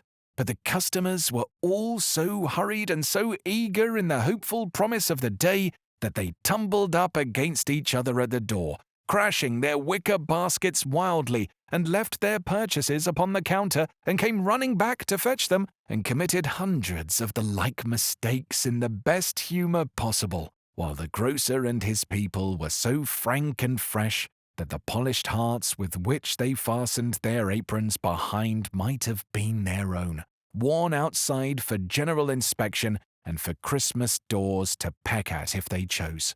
But soon the steeples called good people all to church and chapel, and away they came, flocking through the streets in their best clothes and with their gayest faces, and at the same time there emerged from scores of by-streets, lanes, and nameless turnings innumerable people carrying their dinners to the baker shops. The sight of these poor revellers appeared to interest the spirit very much, for he stood with Scrooge beside him in a baker's doorway, and taking off the covers as their bearers passed, sprinkled incense on their dinners from his torch.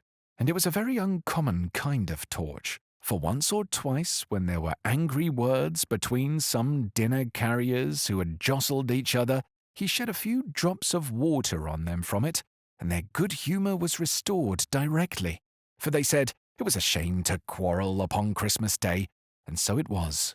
God love it, so it was. In time the bells ceased and the bakers were shut up, and yet there was a genial shadowing forth of all these dinners and the progress of their cooking in the thawed blotch of wet above each baker's oven, where the pavement smoked as if its stones were cooking too. "Is there a particular flavour in what you sprinkle from your torch?" asked Scrooge. "There is. My own." "Would it apply to any kind of dinner on this day?" asked Scrooge. "To any kindly given. To a poor one most." "Why to a poor one most?" asked Scrooge. "Because it needs it most." "Spirit," said Scrooge, after a moment's thought, "I wonder you, of all the beings in the many worlds about us, should desire to cramp these people's opportunities of innocent enjoyment." "I?" cried the spirit. "You would deprive them of their means of dining every seventh day, often the only way on which they can be said to dine at all," said Scrooge. "Wouldn't you?" "I?" cried the spirit. "You seek to close these places on the seventh day," said Scrooge, "and it comes to the same thing." "I seek?" exclaimed the spirit. Forgive me if I am wrong. It has been done in your name, or at least in that of your family," said Scrooge.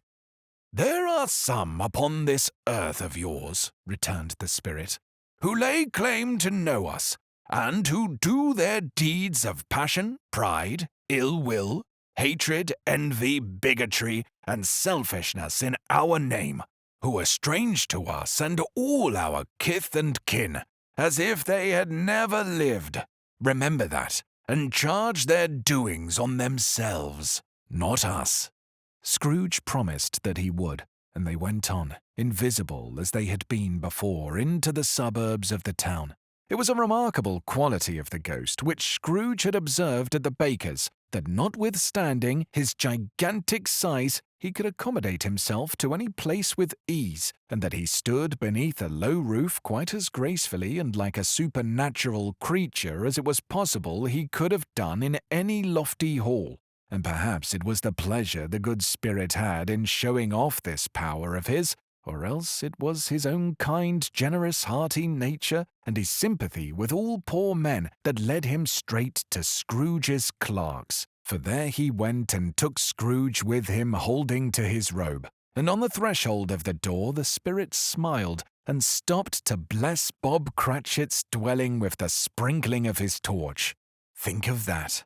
Bob had but 15 bob a week himself. He pocketed on Saturdays but 15 copies of his Christian name, and yet the ghost of Christmas present blessed his 4-roomed house. Then up rose Mrs. Cratchit, Cratchit's wife, dressed out but poorly in a twice-turned gown, but brave in ribbons, which are cheap and make a goodly show for 6pence, and she laid the cloth assisted by Belinda Cratchit, second of her daughters, also brave in ribbons, while Master Peter Cratchit plunged a fork into the saucepan of potatoes, and getting the corners of his monstrous shirt collar, Bob's private property conferred upon his son and heir in honour of the day, into his mouth, rejoiced to find himself so gallantly attired and yearned to show his linen in the fashionable parks.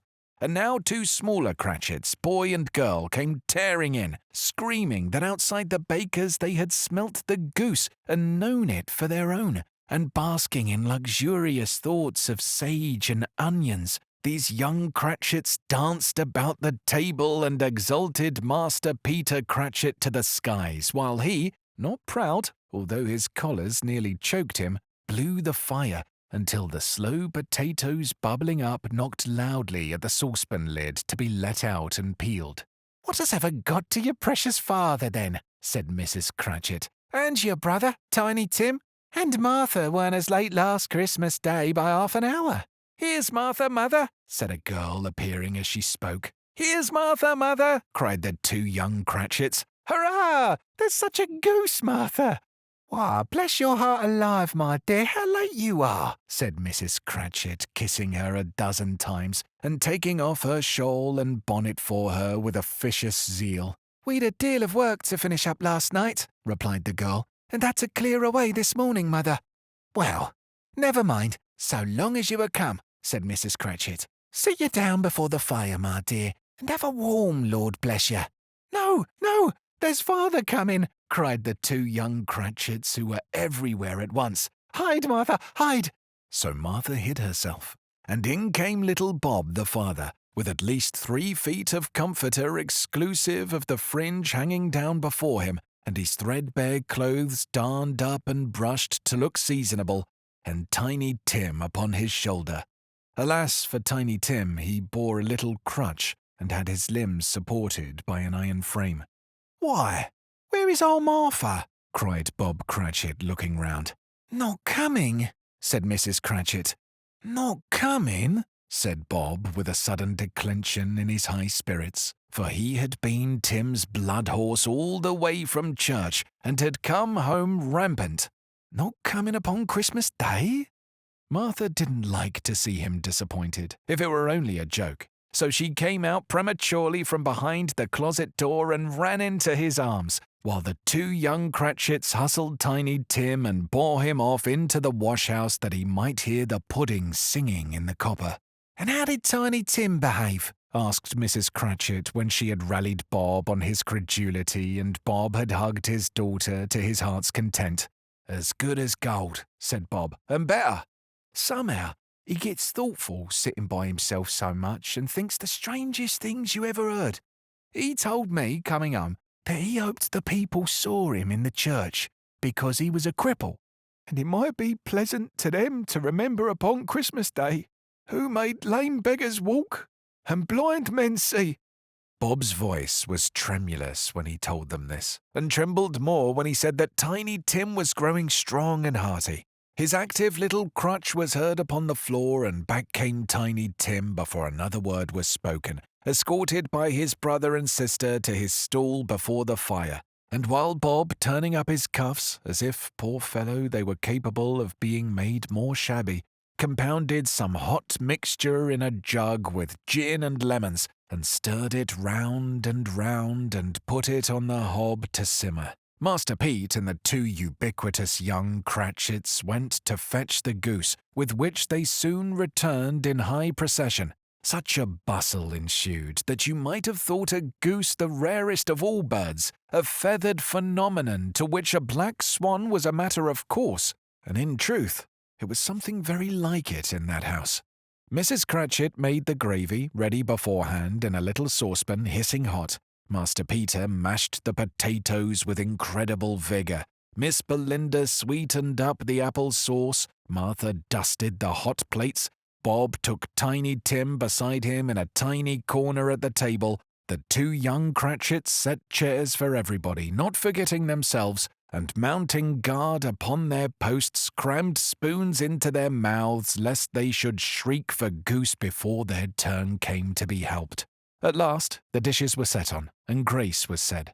It was succeeded by a breathless pause as Mrs. Cratchit, looking slowly all along the carving knife, prepared to plunge into the breast. But when she did, and when the long-expected gush of stuffing issued forth, one murmur of delight rose all round the board, and even Tiny Tim, excited by the two young Cratchits, beat on the table with the handle of his knife, and feebly cried, "Hurrah!" There was never such a goose. Bob said he didn't believe there ever was such a goose cooked. Its tenderness and flavour, size and cheapness were the themes of universal admiration. Eked out by apple sauce and mashed potatoes, it was a sufficient dinner for the whole family. Indeed, as Mrs. Cratchit said with great delight, surveying one small atom of a bone upon the dish, they hadn't ate it all at last. Yet every one had had enough, and the youngest Cratchits in particular were steeped in sage and onion to the eyebrows. But now, the plates being changed by Miss Belinda, Mrs. Cratchit left the room alone, too nervous to bear witness, to take the pudding up and bring it in. Suppose it should not have been done enough? Suppose it should break in turning out? Suppose somebody should have got over the wall of the backyard and stolen it while they were merry with the goose? A supposition at which the two young Cratchits became livid. All sorts of horrors were supposed. Hallo! A great deal of steam. The pudding was out of the copper. A smell like a washing day. That was the cloth. A smell like an eating house and a pastry cook's next door to each other, with a laundress's next door to that. That was the pudding. In half a minute Mrs. Cratchit entered, flushed, but smiling proudly with the pudding, like a speckled cannonball, so hard and firm, blazing in half a quantern of ignited brandy, and bedight with Christmas holly stuck into the top. Oh, a wonderful pudding! Bob Cratchit said, and calmly too, that he regarded it as the greatest success achieved by Mrs. Cratchit since their marriage. Mrs. Cratchit said that now the weight was off her mind, she would confess she had her doubts about the quantity of flour. Everybody had something to say about it, but nobody said or thought it was at all a small pudding for a large family. It would have been flat heresy to do so. Any Cratchit would have blushed to hint at such a thing. At last the dinner was all done. The cloth was cleared, the hearth swept, the fire made up, the compound in the jug being tasted and considered perfect. Apples and oranges were put upon the table and a shovelful of chestnuts on the fire. Then all the Cratchit family drew round the hearth in what Bob Cratchit called a circle, meaning half of one, and at Bob Cratchit's elbow stood the family display of glass. 2 tumblers and a custard cup without a handle. These held the hot stuff from the jug, however, as well as golden goblets would have done, and Bob served it out with beaming looks, while the chestnuts on the fire sputtered and cracked noisily. Then Bob proposed, "A Merry Christmas to us all, my dears. God bless us," which all the family re-echoed. "God bless us, every one," said Tiny Tim, the last of all. He sat very close to his father's side upon his little stool. Bob held his withered little hand in his, as if he loved the child, and wished to keep him by his side, and dreaded that he might be taken from him. "Spirit," said Scrooge, with an interest he had never felt before, "tell me if Tiny Tim will live." "I see a vacant seat," replied the ghost, "in the poor chimney corner, and a crutch without an owner, carefully preserved. If these shadows remain unaltered by the future, the child will die." "No, no," said Scrooge. "Oh, no, kind spirit. say he will be spared. If these shadows remain unaltered by the future, none other of my race, returned the ghost, will find him here. What then? If he be like to die, he had better do it, and decrease the surplus population.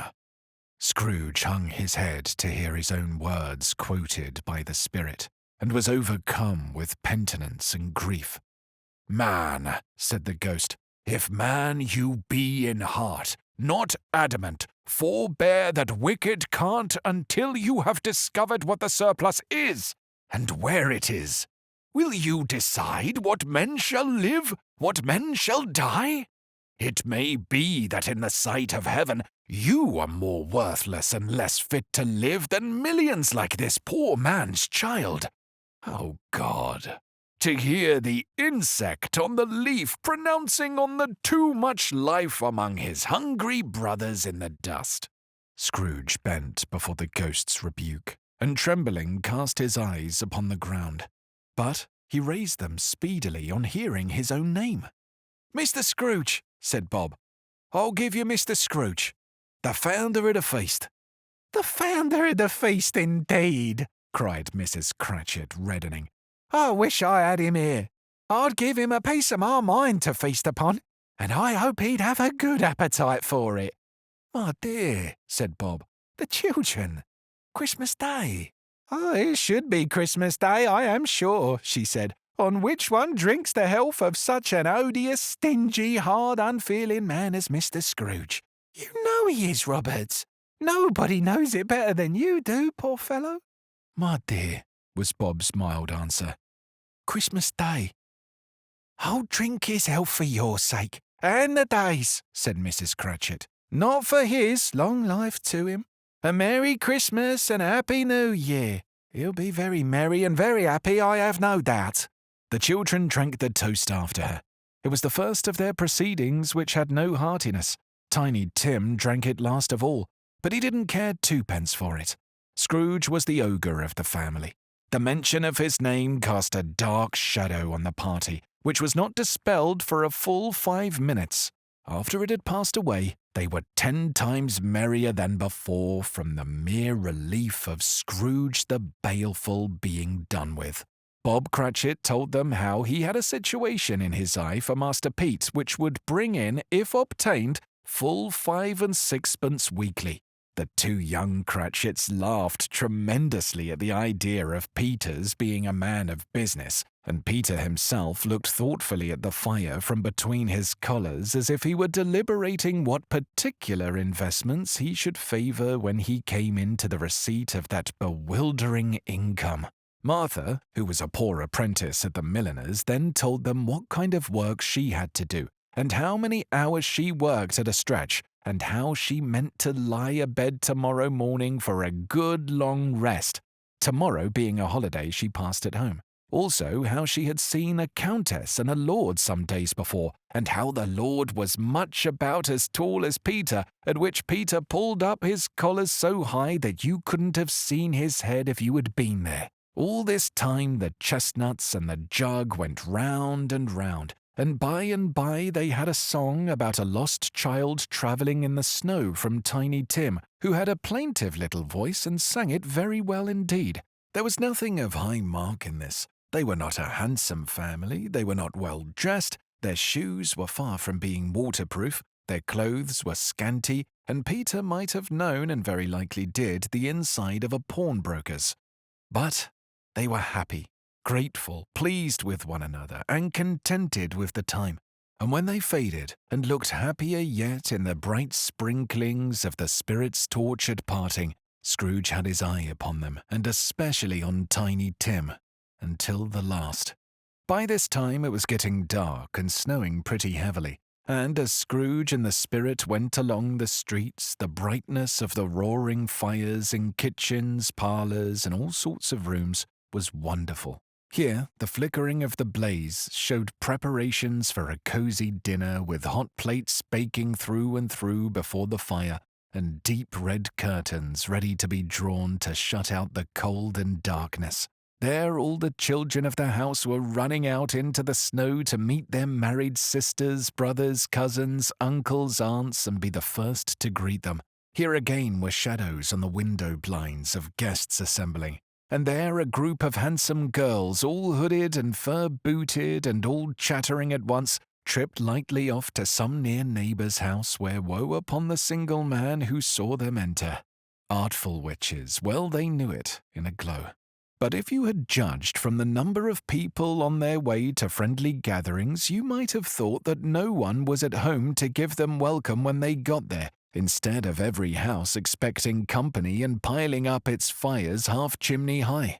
Blessing on it, how the ghost exulted, how it bared its breadth of breast, and opened its capacious palm and floated on, outpouring with a generous hand, its bright and harmless mirth on everything within its reach. The very lamplighter who ran on before, dotting the dusky streets with specks of light, and who was dressed to spend the evening somewhere, laughed out loudly as the spirit passed, though little kenned the lamplighter that he had any company but Christmas. And now, without a word of warning from the ghost, they stood upon a bleak and desert moor, where monstrous masses of rude stone were cast about as though it were the burial place of giants, and water spread itself wheresoever it listed or would have done so, but for the frost that held it prisoner, and nothing grew but moss and furze, and coarse rank grass. Down in the west, the setting sun had left a streak of fiery red, which glared upon the desolation for an instant like a sullen eye, and frowning lower, yet, was lost in the thick gloom of darkest night. "What is this place?" asked Scrooge. "A place where miners live, who labour in the bowels of the earth," returned the spirit. "But they know me. See?" A light shone from the window of a hut, and swiftly they advanced towards it. Passing through the wall of mud and stone, they found a cheerful company assembled round a glowing fire. An old man and woman with their children and their children's children, and another generation beyond that, all decked out gaily in their holiday attire. The old man, in a voice that seldom rose above the howling of the wind upon the barren waste, was singing them a Christmas song. It had been a very old song when he was a boy, and from time to time they joined in the chorus. So surely as they raised their voices, the old man got quite blithe and loud, and so surely as they stopped, his vigour sank again. The spirit did not tarry here, but bade Scrooge hold his robe, and passing above the moor sped. Whither? Not to see. To see! To Scrooge's horror, looking back, he saw the last of land, a frightful range of rocks behind them, and his ears were deafened by the thundering of water as it rolled and roared and raged among the dreadful caverns it had worn, and fiercely tried to undermine the earth. Built upon a dismal reef of sunken rocks, some leagues or so from shore, on which the waters chafed and dashed the wild year through, there stood a solitary lighthouse. Great heaps of seaweed clung to its base, and stormbirds, born of the wind, one might suppose, as seaweed of the water, rose and fell about it like the waves they skimmed.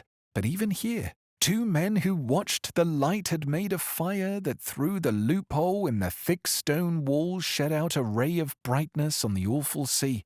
Joining their horny hands over the rough table at which they sat, they wished each other Merry Christmas in their can of grog, and one of them, the elder too, with his face all damaged and scarred with hard weather, as the farther head of an old ship might be, struck up a sturdy song that was like a gale in itself. Again the ghost sped on above the black and heaving sea, on, until being far away, as he told Scrooge, from any shore, they lighted on a ship. They stood beside the helmsman at the wheel, the lookout in the bow, the officers who had the watch, dark, ghostly figures in their several stations, but every man among them hummed a Christmas tune, or had a Christmas thought, or spoke below his breath to his companion of some bygone Christmas day, with homeward hopes belonging to it. And every man on board, waking or sleeping, good or bad, had a kinder word for another on that day than on any day in the year, and had shared to some extent in its festivities, and had remembered those he cared for at a distance, and had known that they delighted to remember him. It was a great surprise to Scrooge, while listening to the moaning of the wind and thinking what a solemn thing it was to move on through the lonely darkness over an unknown abyss, whose depths were secrets as profound as death. It was a great surprise to Scrooge, while thus engaged, to hear a hearty laugh. It was a much greater surprise to Scrooge to recognize it as his own nephew's, and to find himself in a bright, dry, gleaming room with the spirit standing smiling by his side, and looking at that same nephew with approving affability. "Ha ha ha ha!" laughed Scrooge's nephew. "If you should happen by any unlikely chance to know a man more blessed in a laugh than Scrooge's nephew, all I can say is, I should like to know him too. Introduce me to him, and I'll cultivate his acquaintance. It is a fair, even-handed, noble adjustment of things that while there is infection in disease and sorrow, there is nothing in the world so irresistibly contagious as laughter and good humour." When Scrooge's nephew laughed in this way, holding his sides, rolling his head, and twisting his face into the most extravagant contortions, Scrooge's niece by marriage laughed as heartily as he, and their assembled friends, being not a bit behindhand, roared out lustily. "He said Christmas was a humbug, as I live!" cried Scrooge's nephew. "He believed it too!" "More shame for him, Fred," said Scrooge's niece indignantly. "Bless those women. They never do anything by halves. They are always in earnest." She was very pretty, exceedingly pretty, with a dimpled, surprised-looking capital face, a ripe little mouth that seemed made to be kissed, as no doubt it was, all kinds of good little dots about her chin that melted into one another when she laughed, and the sunniest pair of eyes you ever saw in any little creature's head. Altogether, she was what you would have called provoking, you know, but satisfactory. "He's a comical old fellow," said Scrooge's nephew. "That's the truth. And not so pleasant as he might be. However, his offences carry their own punishment, and I have nothing to say against him." "I'm sure he is very rich, Fred," hinted Scrooge's niece. "At least you always tell me so." "What of that, my dear?" said Scrooge's nephew. "His wealth is of no use to him. He don't do any good with it. He don't make himself comfortable with it. He hasn't the satisfaction of thinking that he is ever going to benefit us with it." "I have no patience with him," observed Scrooge's niece. Scrooge's niece's sisters and all the other ladies expressed the same opinion. "Oh, I have," said Scrooge's nephew. "I am sorry for him. I couldn't be angry with him if I tried. Who suffers by his ill whims? Himself, always. Here he takes it into his head to dislike us, and he won't come and dine with us. What's the consequence? He don't lose much of a dinner." "Indeed, I think he loses a very good dinner," interrupted Scrooge's niece. Everybody else said the same, and they must be allowed to have been competent judges because they had just had dinner, and with dessert upon the table were clustered round the fire by lamplight. "Well, I am very glad to hear it," said Scrooge's nephew, "because I haven't great faith in these young housekeepers. What do you say, Topper?" Topper had clearly got his eye upon one of Scrooge's niece's sisters, for he answered that a bachelor was a wretched outcast who had no right to express an opinion on the subject, whereat Scrooge's niece's sister, the plump one with the lace tucker, not the one with the roses, blushed. "Do go on, Fred," said Scrooge's niece, clapping her hands. "He never finishes what he begins to say. He is such a ridiculous fellow." Scrooge's nephew revelled in another laugh, and it was impossible to keep the infection off. Though the plump sister tried hard to do it with aromatic vinegar, his example was unanimously followed. "I was going to say," said Scrooge's nephew, "that the consequence of his taking a dislike to us and not making merry with us is, as I think, that he loses some pleasant moments which could do him no harm. I am sure he loses pleasanter companions than he can find in his own thoughts, either in his mouldy old office or his dusty chambers. I mean to give him the same chance every year, whether he likes it or not, for I pity him. He may rail at Christmas till he dies, but he can't help thinking better of it. I defy him if he finds me going there in good temper year after year and saying, 'Uncle Scrooge, how are you?' If it only puts him in the vein to leave his poor clerk £50, that's something, and I think I shook him yesterday." It was their turn to laugh now at the notion of his shaking Scrooge, but being thoroughly good-natured and not much caring what they laughed at, so that they laughed at any rate, he encouraged them in their merriment and passed the bottle joyously. After tea, they had some music, for they were a musical family and knew what they were about when they sung a glee or catch, I can assure you, especially Topper, who could growl away in the bass like a good one and never swell the large veins in his forehead or get red in the face over it. Scrooge's niece played well upon the harp and played among other tunes a simple little air, a mere nothing. You might learn to whistle it in 2 minutes, which had been familiar to the child who fetched Scrooge from the boarding school as he had been reminded by the ghost of Christmas past. When this strain of music sounded, all the things that ghost had shown him came upon his mind. He softened more and more, and thought that if he could have listened to it often, years ago, he might have cultivated the kindnesses of life for his own happiness with his own hands, without resorting to the sexton's spade that buried Jacob Marley. But they didn't devote the whole evening to music. After a while they played at forfeits, for it is good to be children sometimes, and never better than at Christmas, when its mighty founder was a child himself.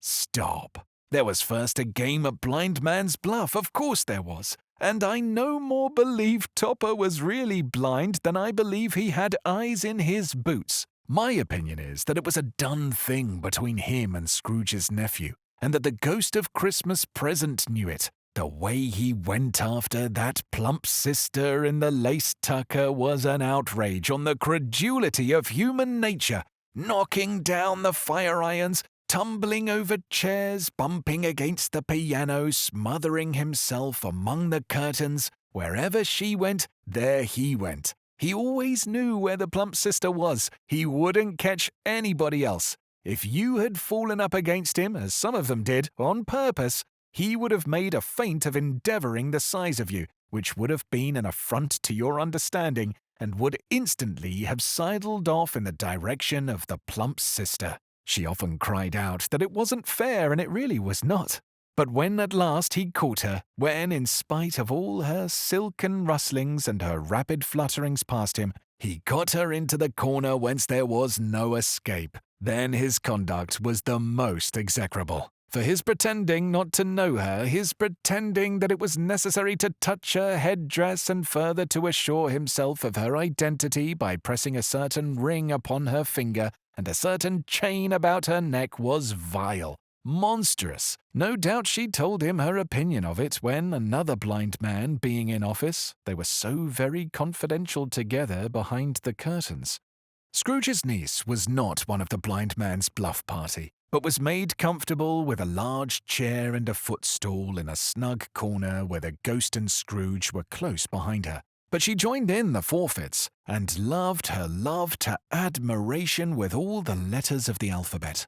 Likewise, at the game of how, when, and where, she was very great, and to the secret joy of Scrooge's nephew, beat her sisters hollow, though they were sharp girls too, as I could have told you.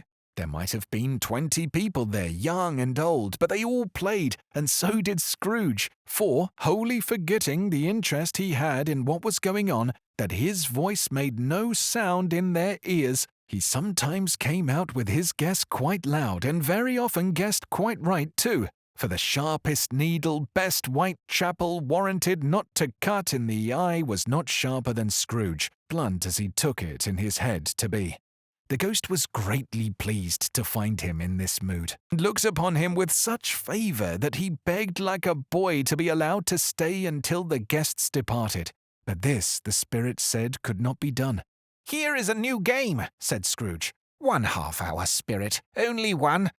It was a game called Yes and No, where Scrooge's nephew had to think of something, and the rest must find out what, he only answering to their questions yes or no as the case was.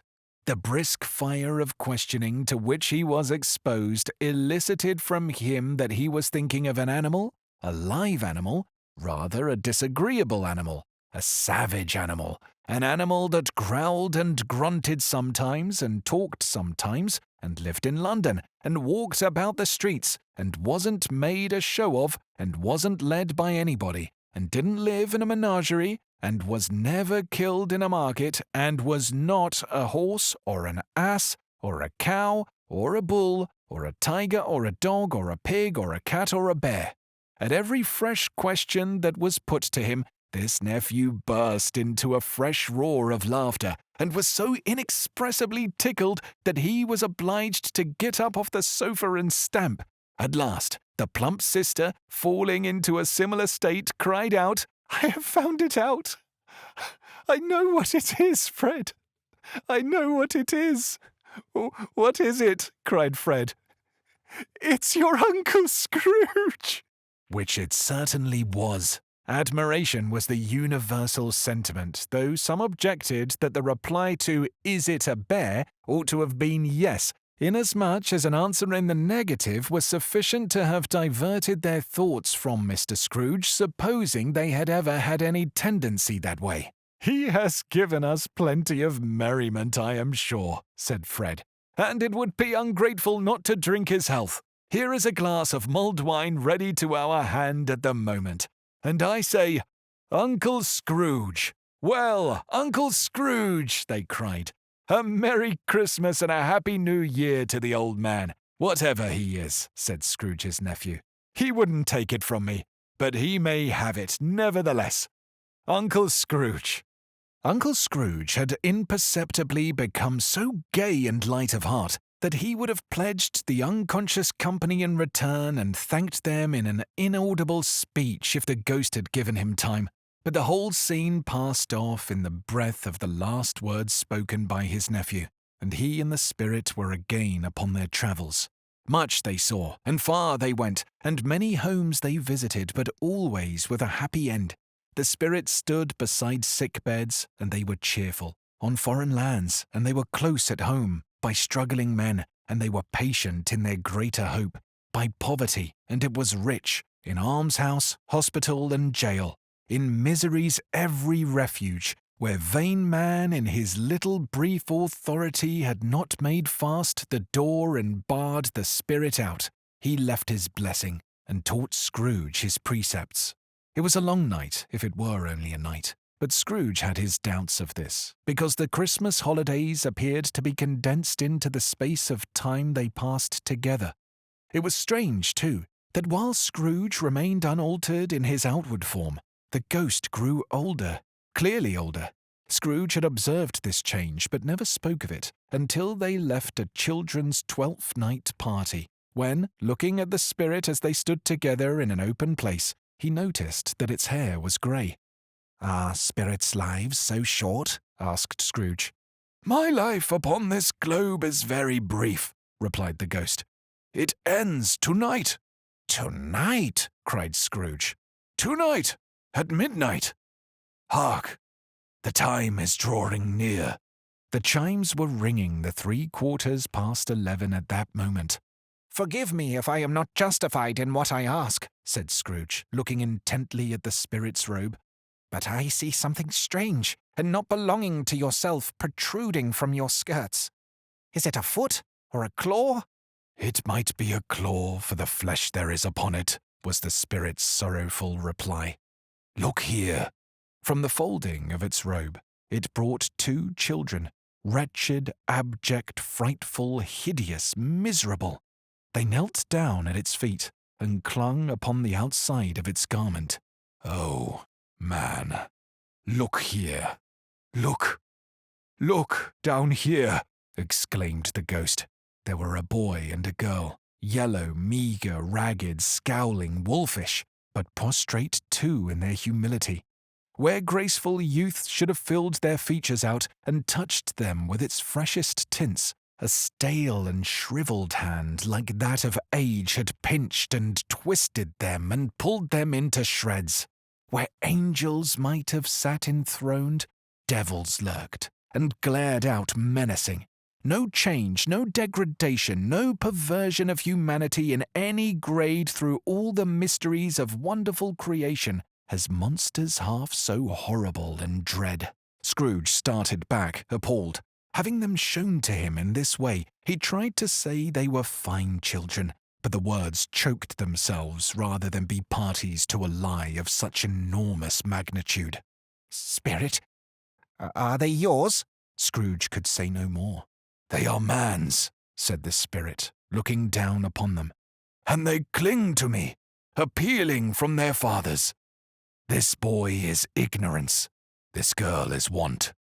Beware them both, and all of their degree, but most of all beware this boy, for on his brow I see that written which is doom, unless the writing be erased.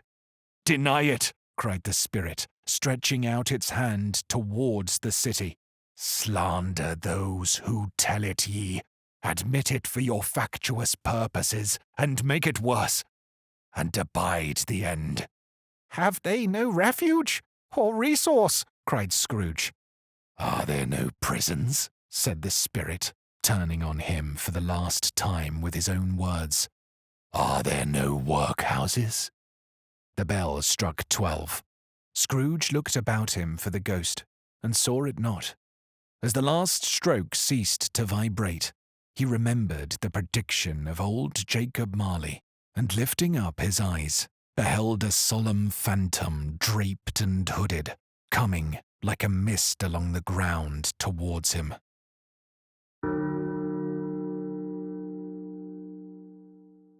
Stave 4. The Last of the Spirits. The phantom slowly, gravely, silently approached. When it came, Scrooge bent down upon his knee, for in the very air through which this spirit moved it seemed to scatter gloom and mystery. It was shrouded in a deep black garment, which concealed its head, its face, its form, and left nothing of it visible save for one outstretched hand. But for this it would have been difficult to detach its figure from the night and separate it from the darkness by which it was surrounded. He felt that it was tall and stately when it came beside him, and that its mysterious presence filled him with a solemn dread. He knew no more, for the spirit neither spoke nor moved. Am I in the presence of the ghost of Christmas yet to come? Said Scrooge. The spirit answered not, but pointed onward with its hand. You are about to show me the shadows of the things that have not happened, but will happen in the time before us, Scrooge pursued. Is that so, spirit? The upper portion of the garment was contracted for an instant in its folds, as if the spirit had inclined its head. That was the only answer he received.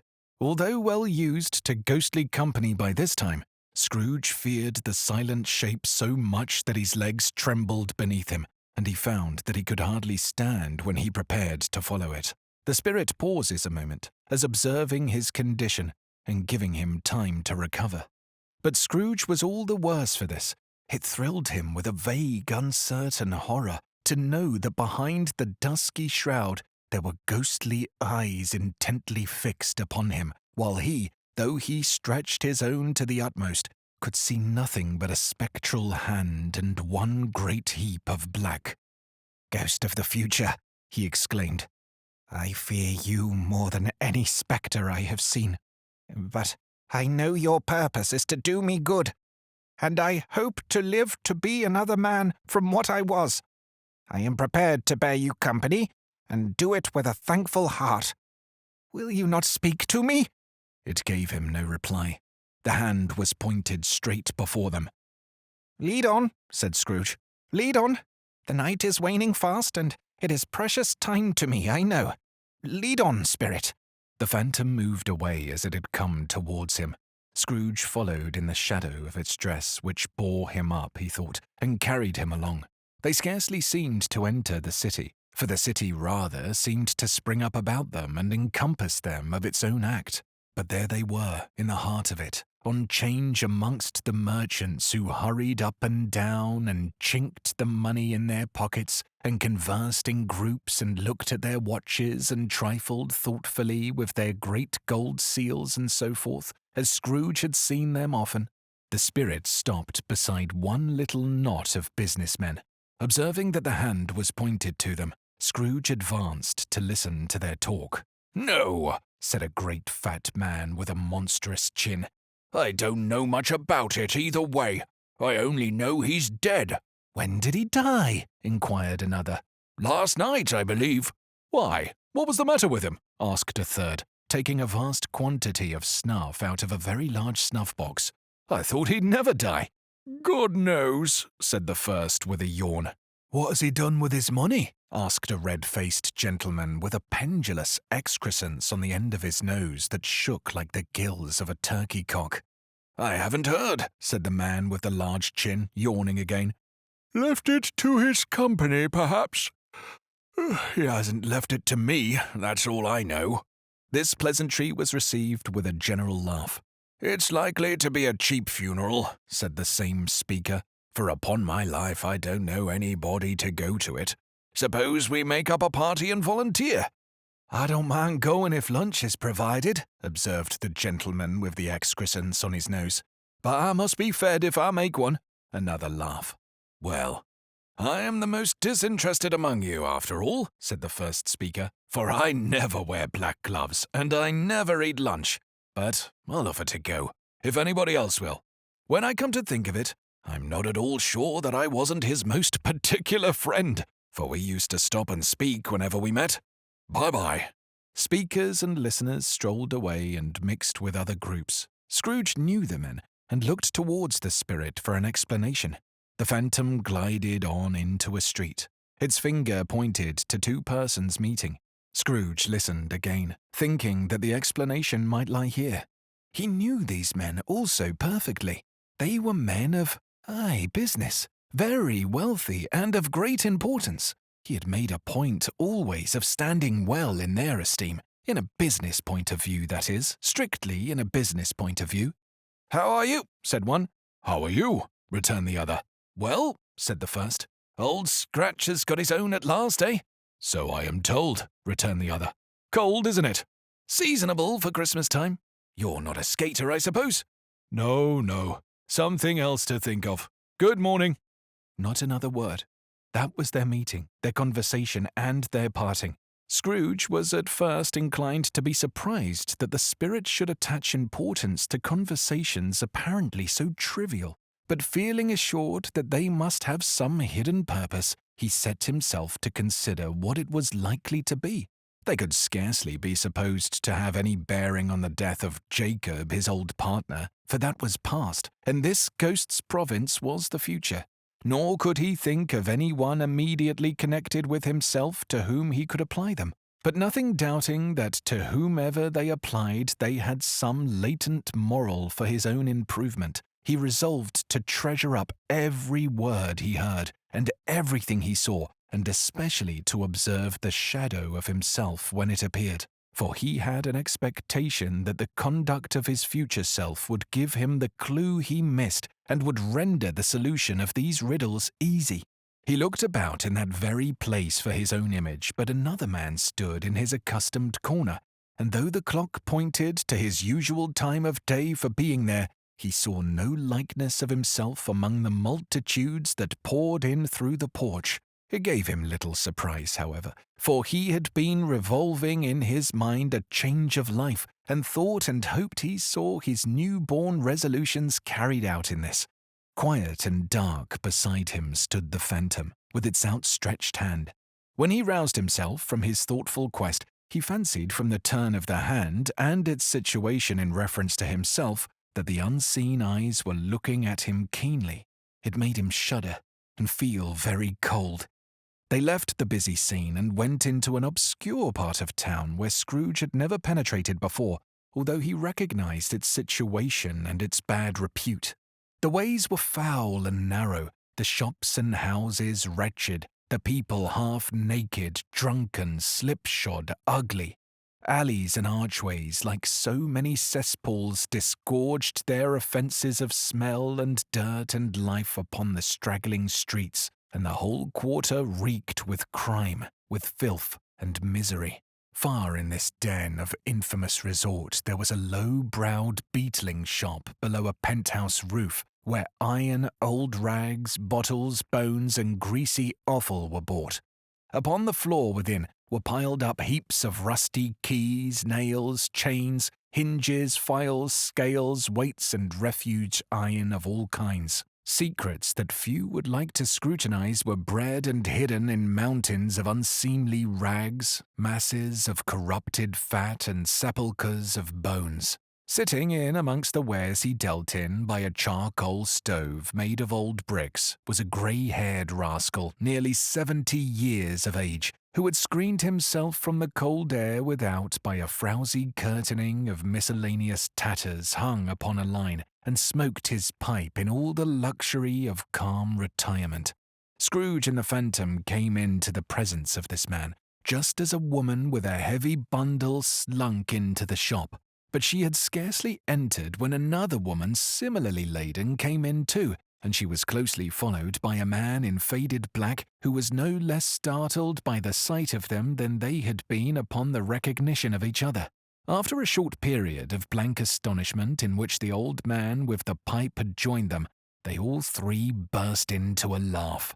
"Let the charwoman alone be the first," cried the one who had entered first. "Let the laundress alone be the second, and let the undertaker's man alone be the third. Look here, old Joe, here's a chance, if we haven't all three met here without meaning it." "You couldn't have met in a better place," said old Joe, removing his pipe from his mouth. "Come into the parlour. You were made free of it long ago, you know, and the other two ain't strangers.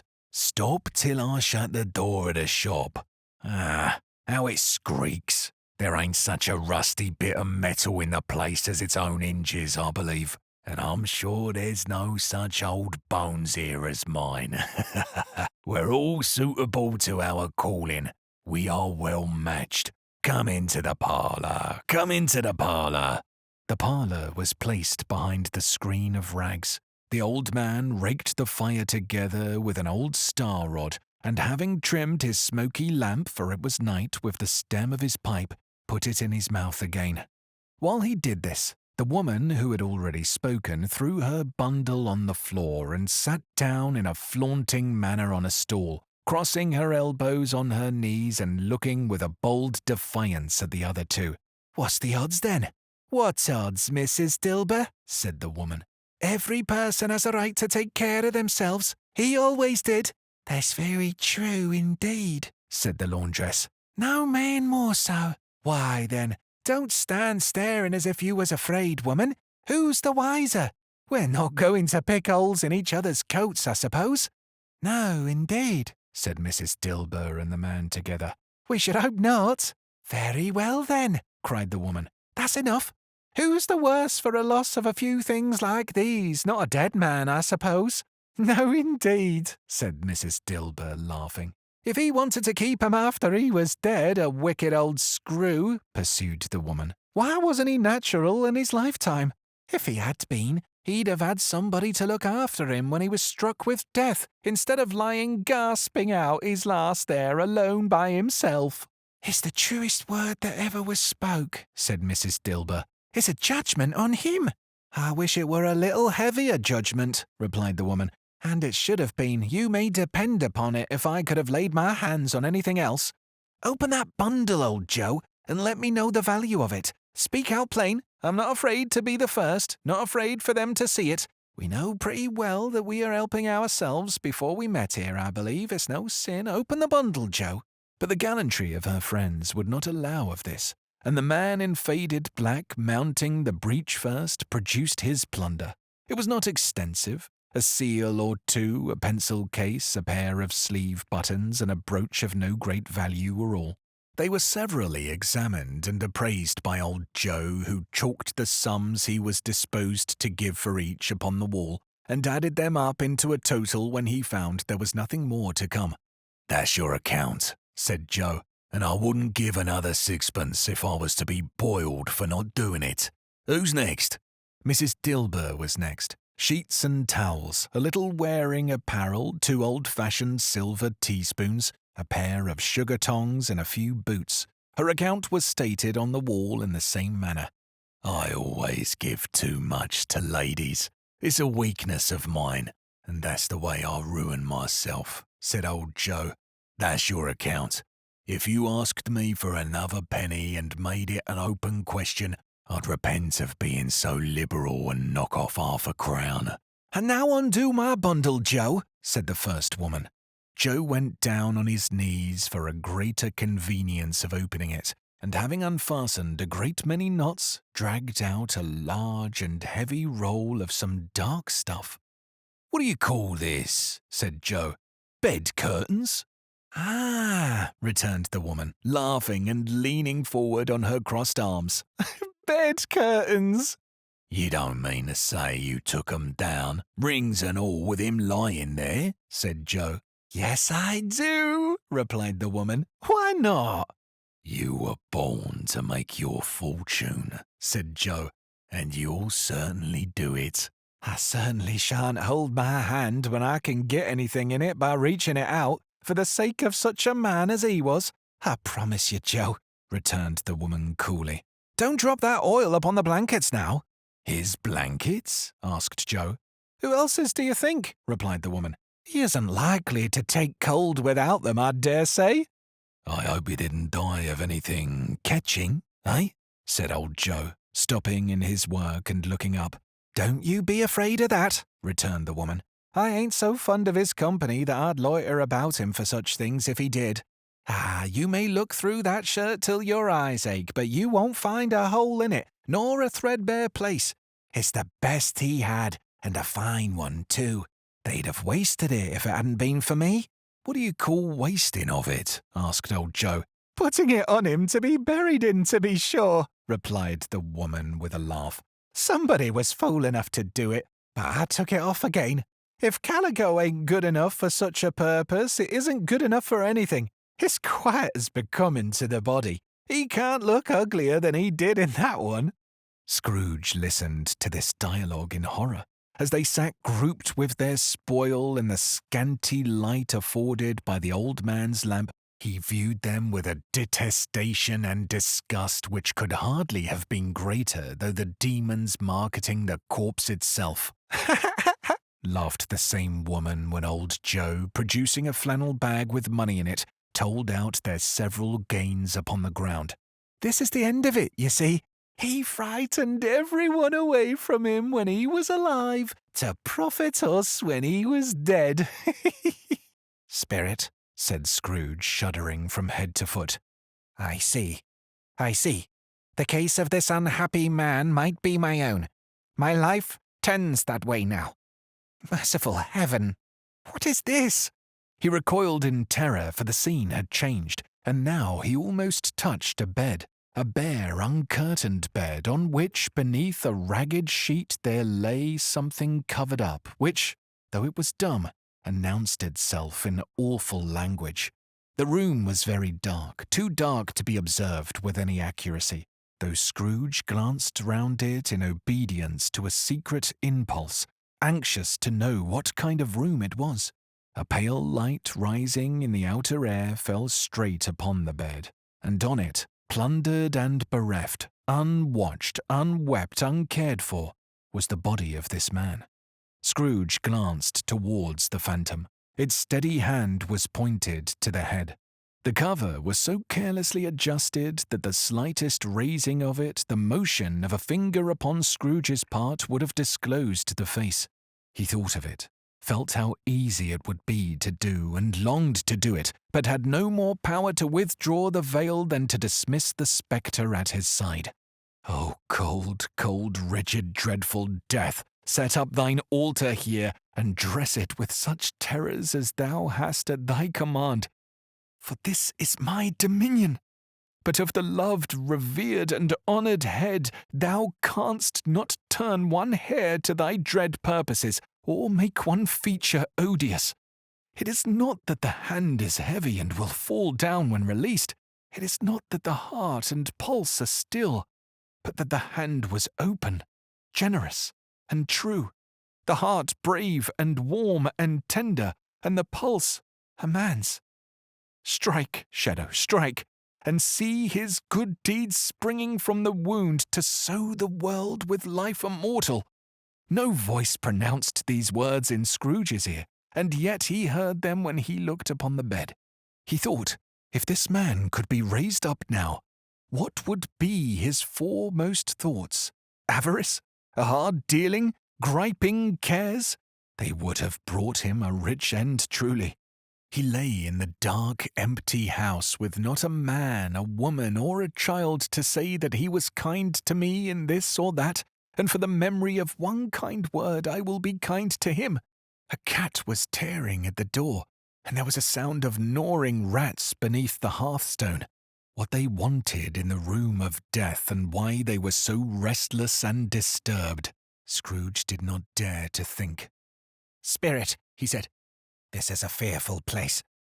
In leaving it, I shall not leave its lesson. Trust me. Let us go."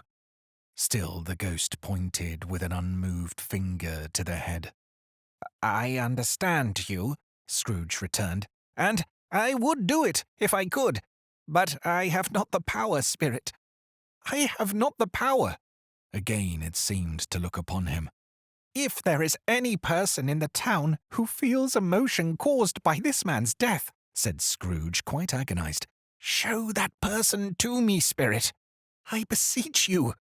The phantom spread its dark robe before him for a moment like a wing, and, withdrawing it, revealed a room by daylight where a mother and her child were.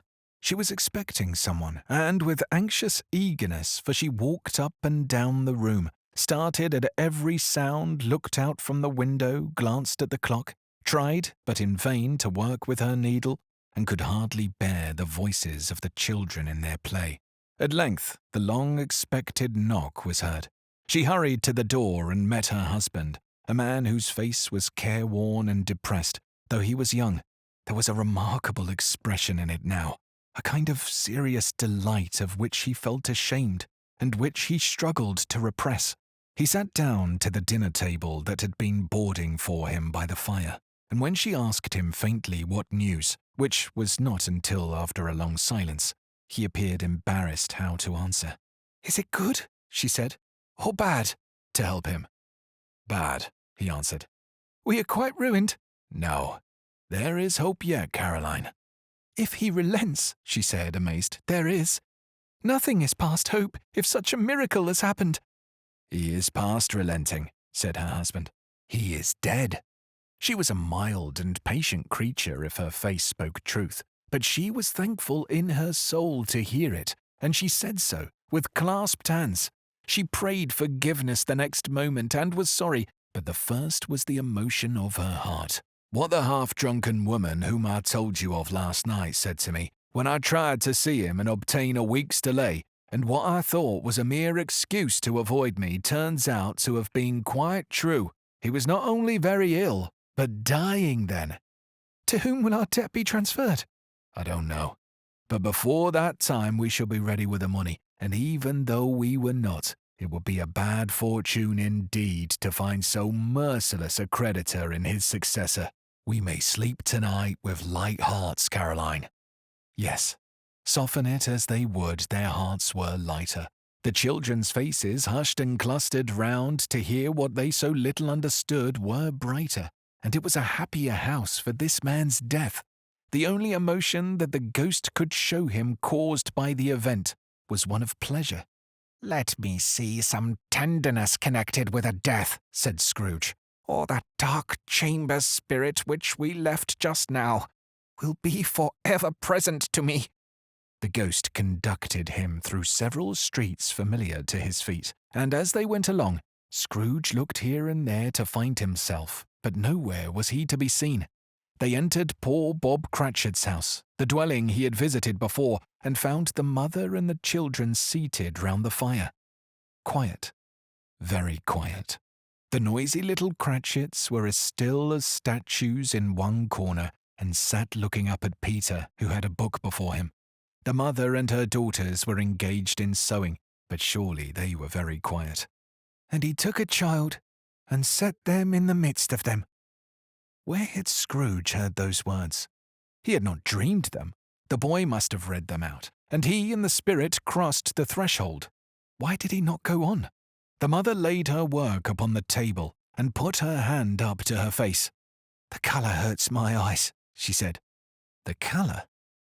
Ah, poor Tiny Tim. "They're better now again," said Cratchit's wife. "He makes them weak by the candlelight.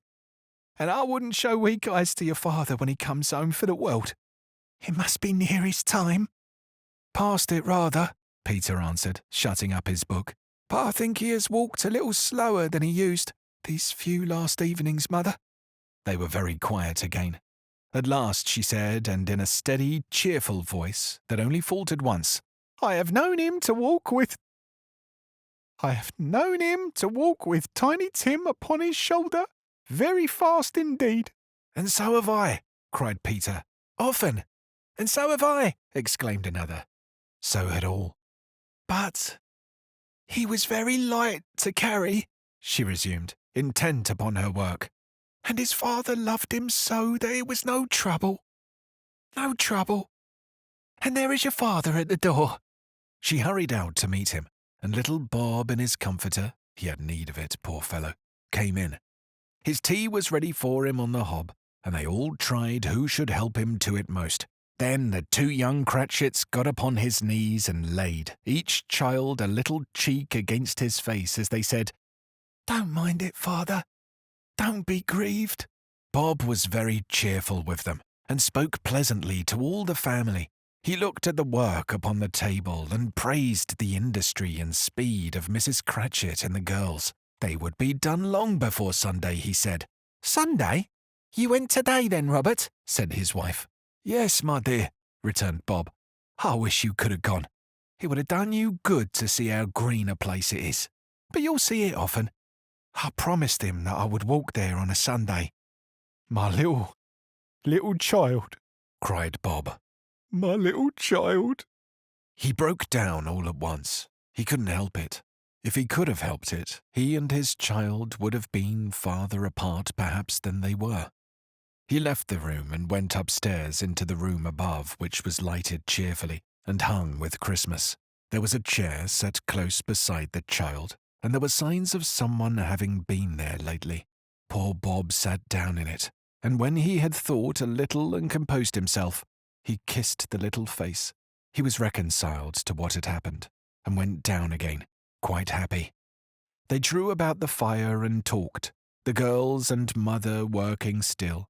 Bob told them of the extraordinary kindness of Mr. Scrooge's nephew, whom he had scarcely seen but once, and who, meeting him in the street that day, and seeing that he looked "Just a little down, you know," said Bob, inquired what had happened to distress him. "On which," said Bob, "for he is the pleasantest spoken gentleman you've ever heard, I told him. 'I am heartily sorry for it, Mr. Cratchit,' he said, 'and heartily sorry for your good wife.' By the by, how he ever knew that I don't know." "Knew what, my dear?" "Why, that you were a good wife," replied Bob. "Everybody knows that," said Peter. "Very well observed, my boy," cried Bob. "I hope they do.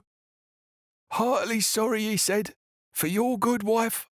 If I can be of service to you in any way," he said, giving me his card, "that's where I live. Pray come to me." "Now, it wasn't," cried Bob, "for the sake of anything he might be able to do for us, so much as for his kind way that this was quite delightful. It really seemed as if he had known our Tiny Tim, and felt with us." "I'm sure he's a good soul," said Mrs. Cratchit. "You wouldn't be surer of it, my dear," returned Bob, "if you saw and spoke to him. I shouldn't be at all surprised, mark what I say, if he got Peter a better situation." "Only hear that, Peter," said Mrs. Cratchit. "And then," cried one of the girls, "Peter will be keeping company with someone, and setting up for himself." "Get along with you," retorted Peter, grinning. "It's just as likely as not," said Bob, "one of these days. Though there's plenty of time for that, my dear. But however and whenever we part from one another, I am sure we shall none of us forget poor Tiny Tim, shall we? Or this first parting that there was among us. Never, father, cried they all. And I know, said Bob, I know, my dears, that when we recollect how patient and how mild he was, although he was a little child, we shall not quarrel easily among ourselves and forget poor Tiny Tim in doing it. No, never, father, they all cried again. I am very happy, said little Bob. I am very happy. Mrs. Cratchit kissed him. His daughters kissed him. The two young Cratchits kissed him, and Peter and himself shook hands. Spirit of Tiny Tim, thy childish essence was from God. Spectre, said Scrooge, something informs me that our parting moment is at hand. I know it, but I know not how. Tell me, what man was that whom we saw lying dead? The ghost of Christmas yet to come conveyed him as before, though at a different time, he thought. Indeed, there seemed no order in these latter visions, save for they were in the future, into the resorts of businessmen, but showed him not himself. Indeed, the spirit did not stay for anything, but went straight on as to the end just now desired, until besought by Scrooge to tarry for a moment. This court, said Scrooge, through which we hurry now, is where my place of occupation is, and has been for a length of time. I see the house. Let me behold what I shall be in days to come. The spirit stopped. The hand was pointed elsewhere. The house is yonder, Scrooge exclaimed. Why do you point away? The inexorable finger underwent no change. Scrooge hastened to the window of his office and looked in. It was an office still, but not his. The furniture was not the same, and the figure in the chair was not himself. The phantom pointed as before.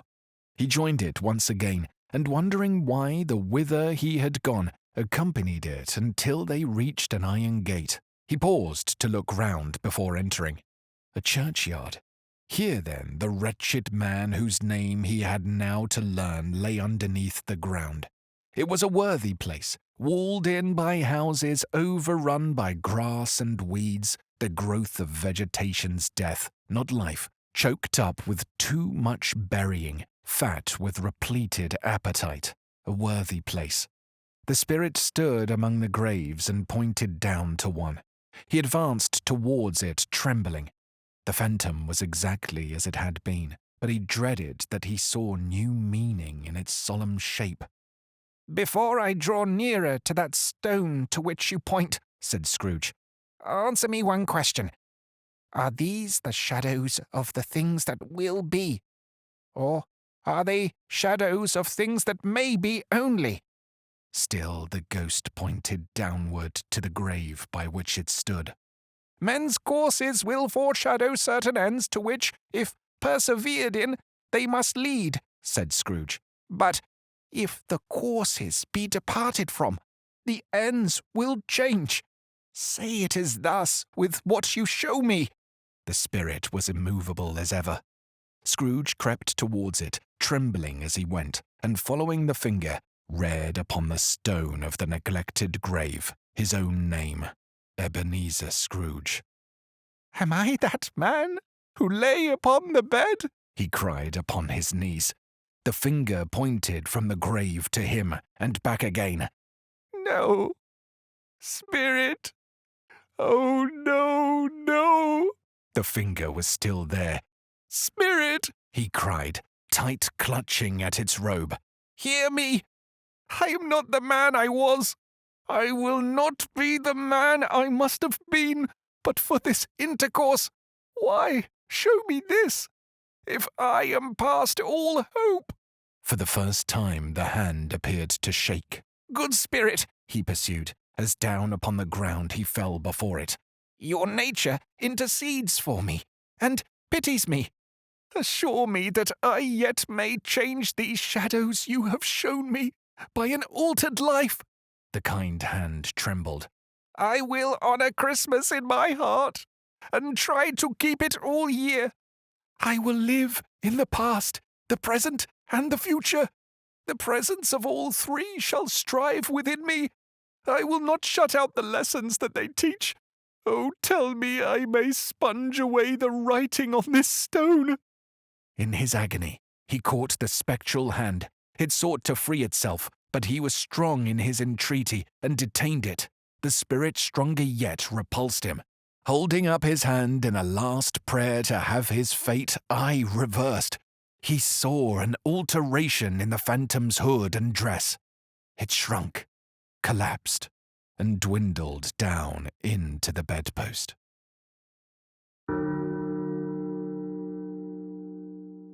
Stave 5. The end of it. Yes. And the bedpost was his own. The bed was his own. The room was his own. Best and happiest of all, the time before him was his own to make amends in. "I will live in the past, the present, and the future," Scrooge repeated as he scrambled out of bed. "The spirit of all three will strive within me. Oh, Jacob Marley, heaven and the Christmas time be praised for this. I say it on my knees, old Jacob, on my knees."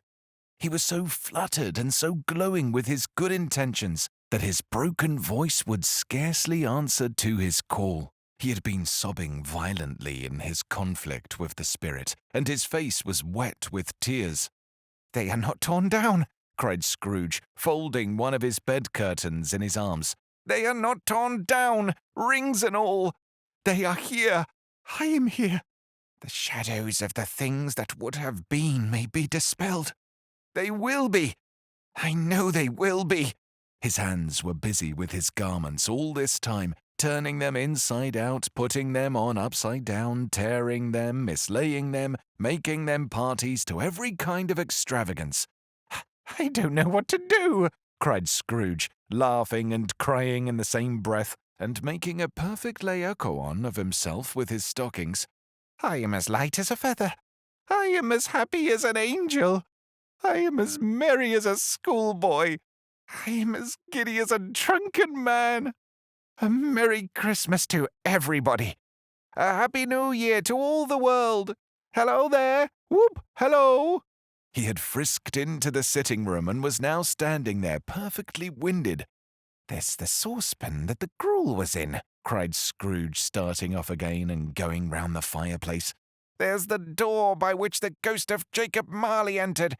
There's the corner where the ghost of Christmas present sat. There's the window where I saw the wandering spirits. It's all right.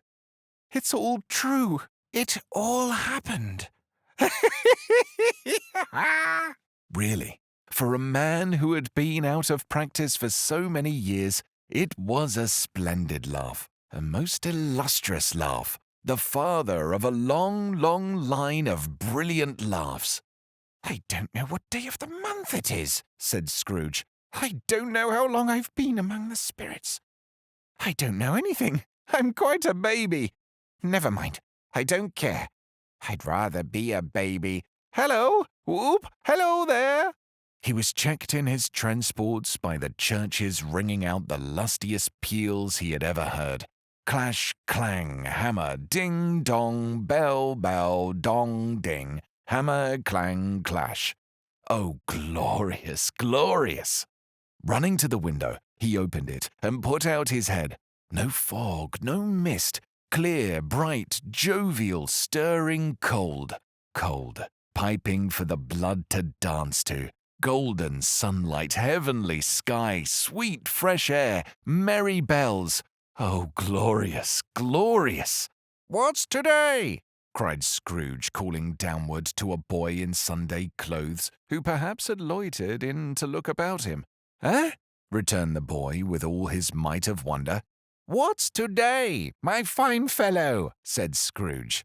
"Today?" replied the boy. "Why, Christmas Day." "It's Christmas Day," said Scrooge to himself. "I haven't missed it. The spirits have done it all in one night. They can do anything they like. Of course they can, of course they can. Hello, my fine fellow. "Hello," returned the boy. "Do you know the poulterers in the next street but one, at the corner?" Scrooge inquired. "I should hope I did," replied the lad. "An intelligent boy," said Scrooge. "A remarkable boy. Do you know whether they've sold the prize turkey that was hanging up there? Not the little prize turkey, the big one." "What, the one as big as me?" returned the boy.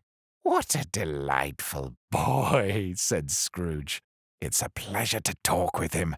"Yes, my buck. It's hanging there now," replied the boy. "Is it?" said Scrooge.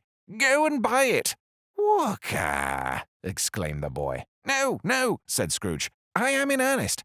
Go and buy it, and tell them to bring it here, that I may give them the direction where to take it. Come back with the man, and I'll give you a shilling. Come back with him in less than 5 minutes, and I'll give you half a crown." The boy was off like a shot. He must have had a steady hand at a trigger who could have got a shot off half so fast. "I'll send it to Bob Cratchit's," whispered Scrooge, rubbing his hands and splitting with a laugh. "He shan't know who sent it. It's twice the size of Tiny Tim. Joe Miller never made such a joke as sending it to Bob's will be." The hand in which he wrote the address was not a steady one, but write it he did somehow, and went downstairs to open the street door, ready for the coming of the poulterer's man. As he stood there, waiting his arrival, the knocker caught his eye.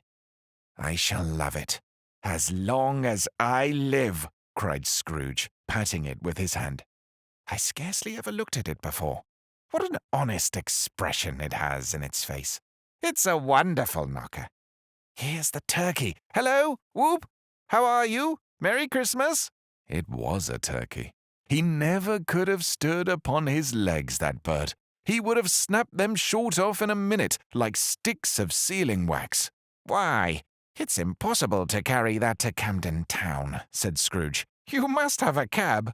The chuckle with which he said this, and the chuckle with which he paid for the turkey, and the chuckle with which he paid for the cab, and the chuckle with which he recompensed the boy, were only to be exceeded by the chuckle with which he sat down breathless in his chair again and chuckled till he cried.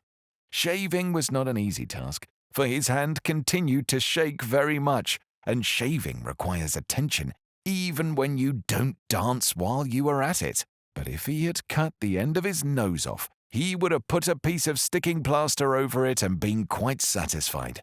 He dressed himself all in his best, and at last got out into the streets.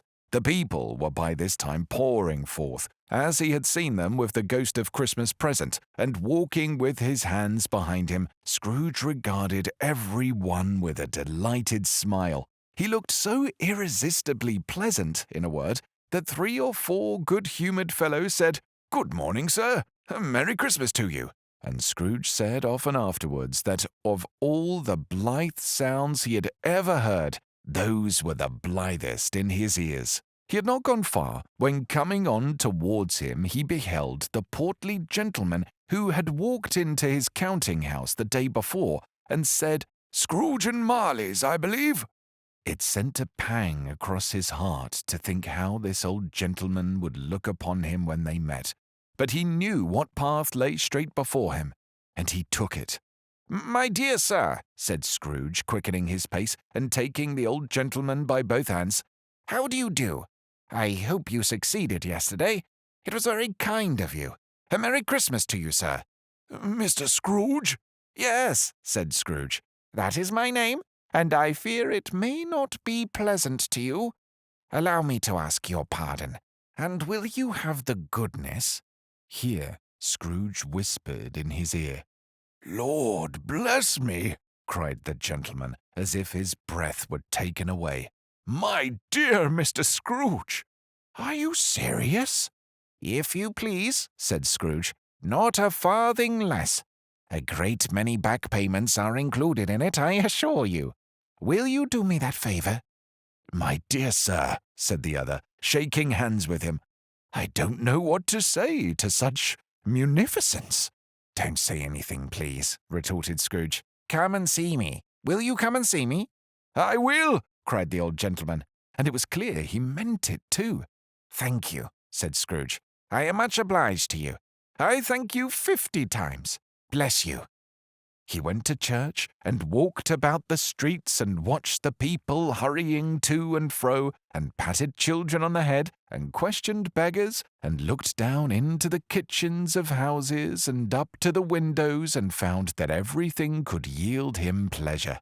He had never dreamed that any walk, that anything, could give him so much happiness.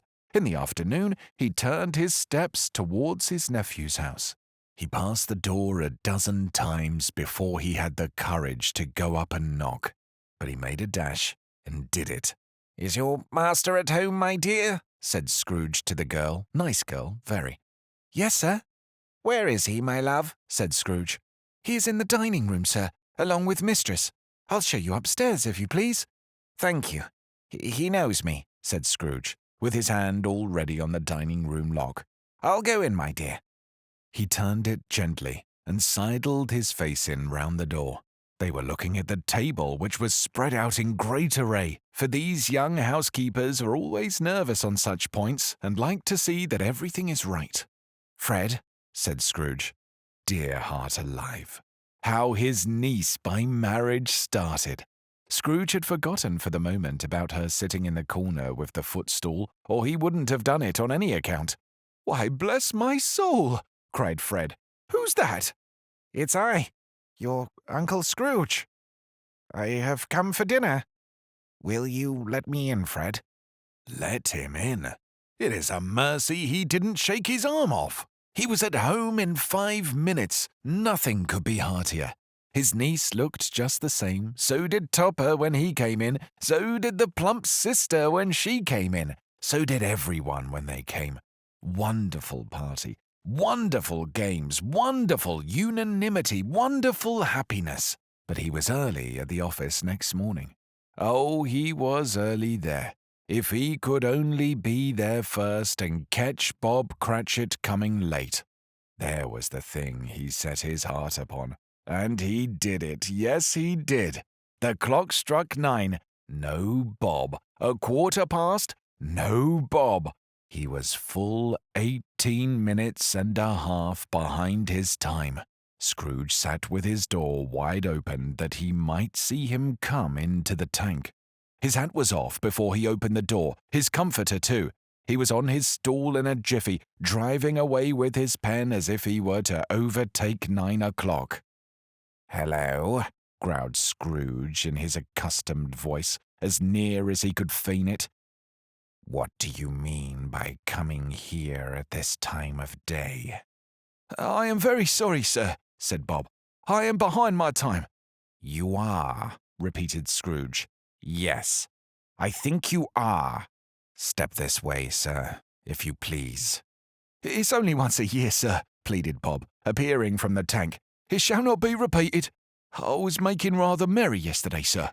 "Now, I'll tell you what, my friend," said Scrooge. "I am not going to stand this sort of thing any longer.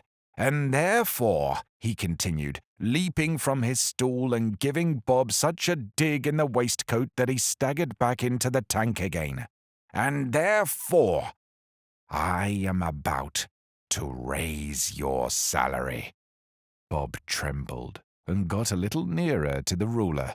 He had a momentary idea of knocking Scrooge down with it, holding him and calling to the people in the court for help and a straight waistcoat. "Merry Christmas, Bob," said Scrooge with an earnestness that could not be mistaken as he clapped him on the back. "A merry Christmas, Bob, my good fellow, that I have given you for many a year. I'll raise your salary and endeavour to assist your struggling family. And we will discuss your affairs this very afternoon over a Christmas bowl of smoking bishop, Bob. Make up the fires, and buy another coal scuttle before you dot another I, Bob Cratchit." Scrooge was better than his word. He did it all, and infinitely more. And to Tiny Tim, who did not die, he was a second father. He became as good a friend, as good a master, and as good a man as the good old city knew. or any other good old city, town, or borough in the good old world.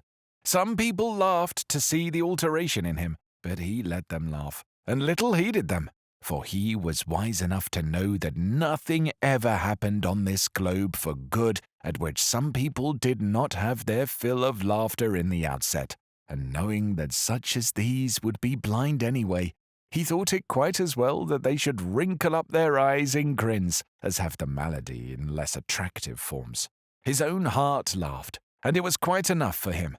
He had no further intercourse with spirits, but lived upon the total abstinence principle ever afterwards, and it was always said of him that he knew how to keep Christmas well. If any man alive possessed the knowledge, may that be truly said of us, and all of us. And so, as Tiny Tim observed, God bless us, every one. You have been listening to A Christmas Carol, written by Charles Dickens and narrated by Jay Forrester. If you enjoyed this production, I hope that you'll subscribe to the channel, where I discuss all works of fiction and, every so often, read one as well. I wish you all a Merry Christmas, and maybe we'll meet again next year.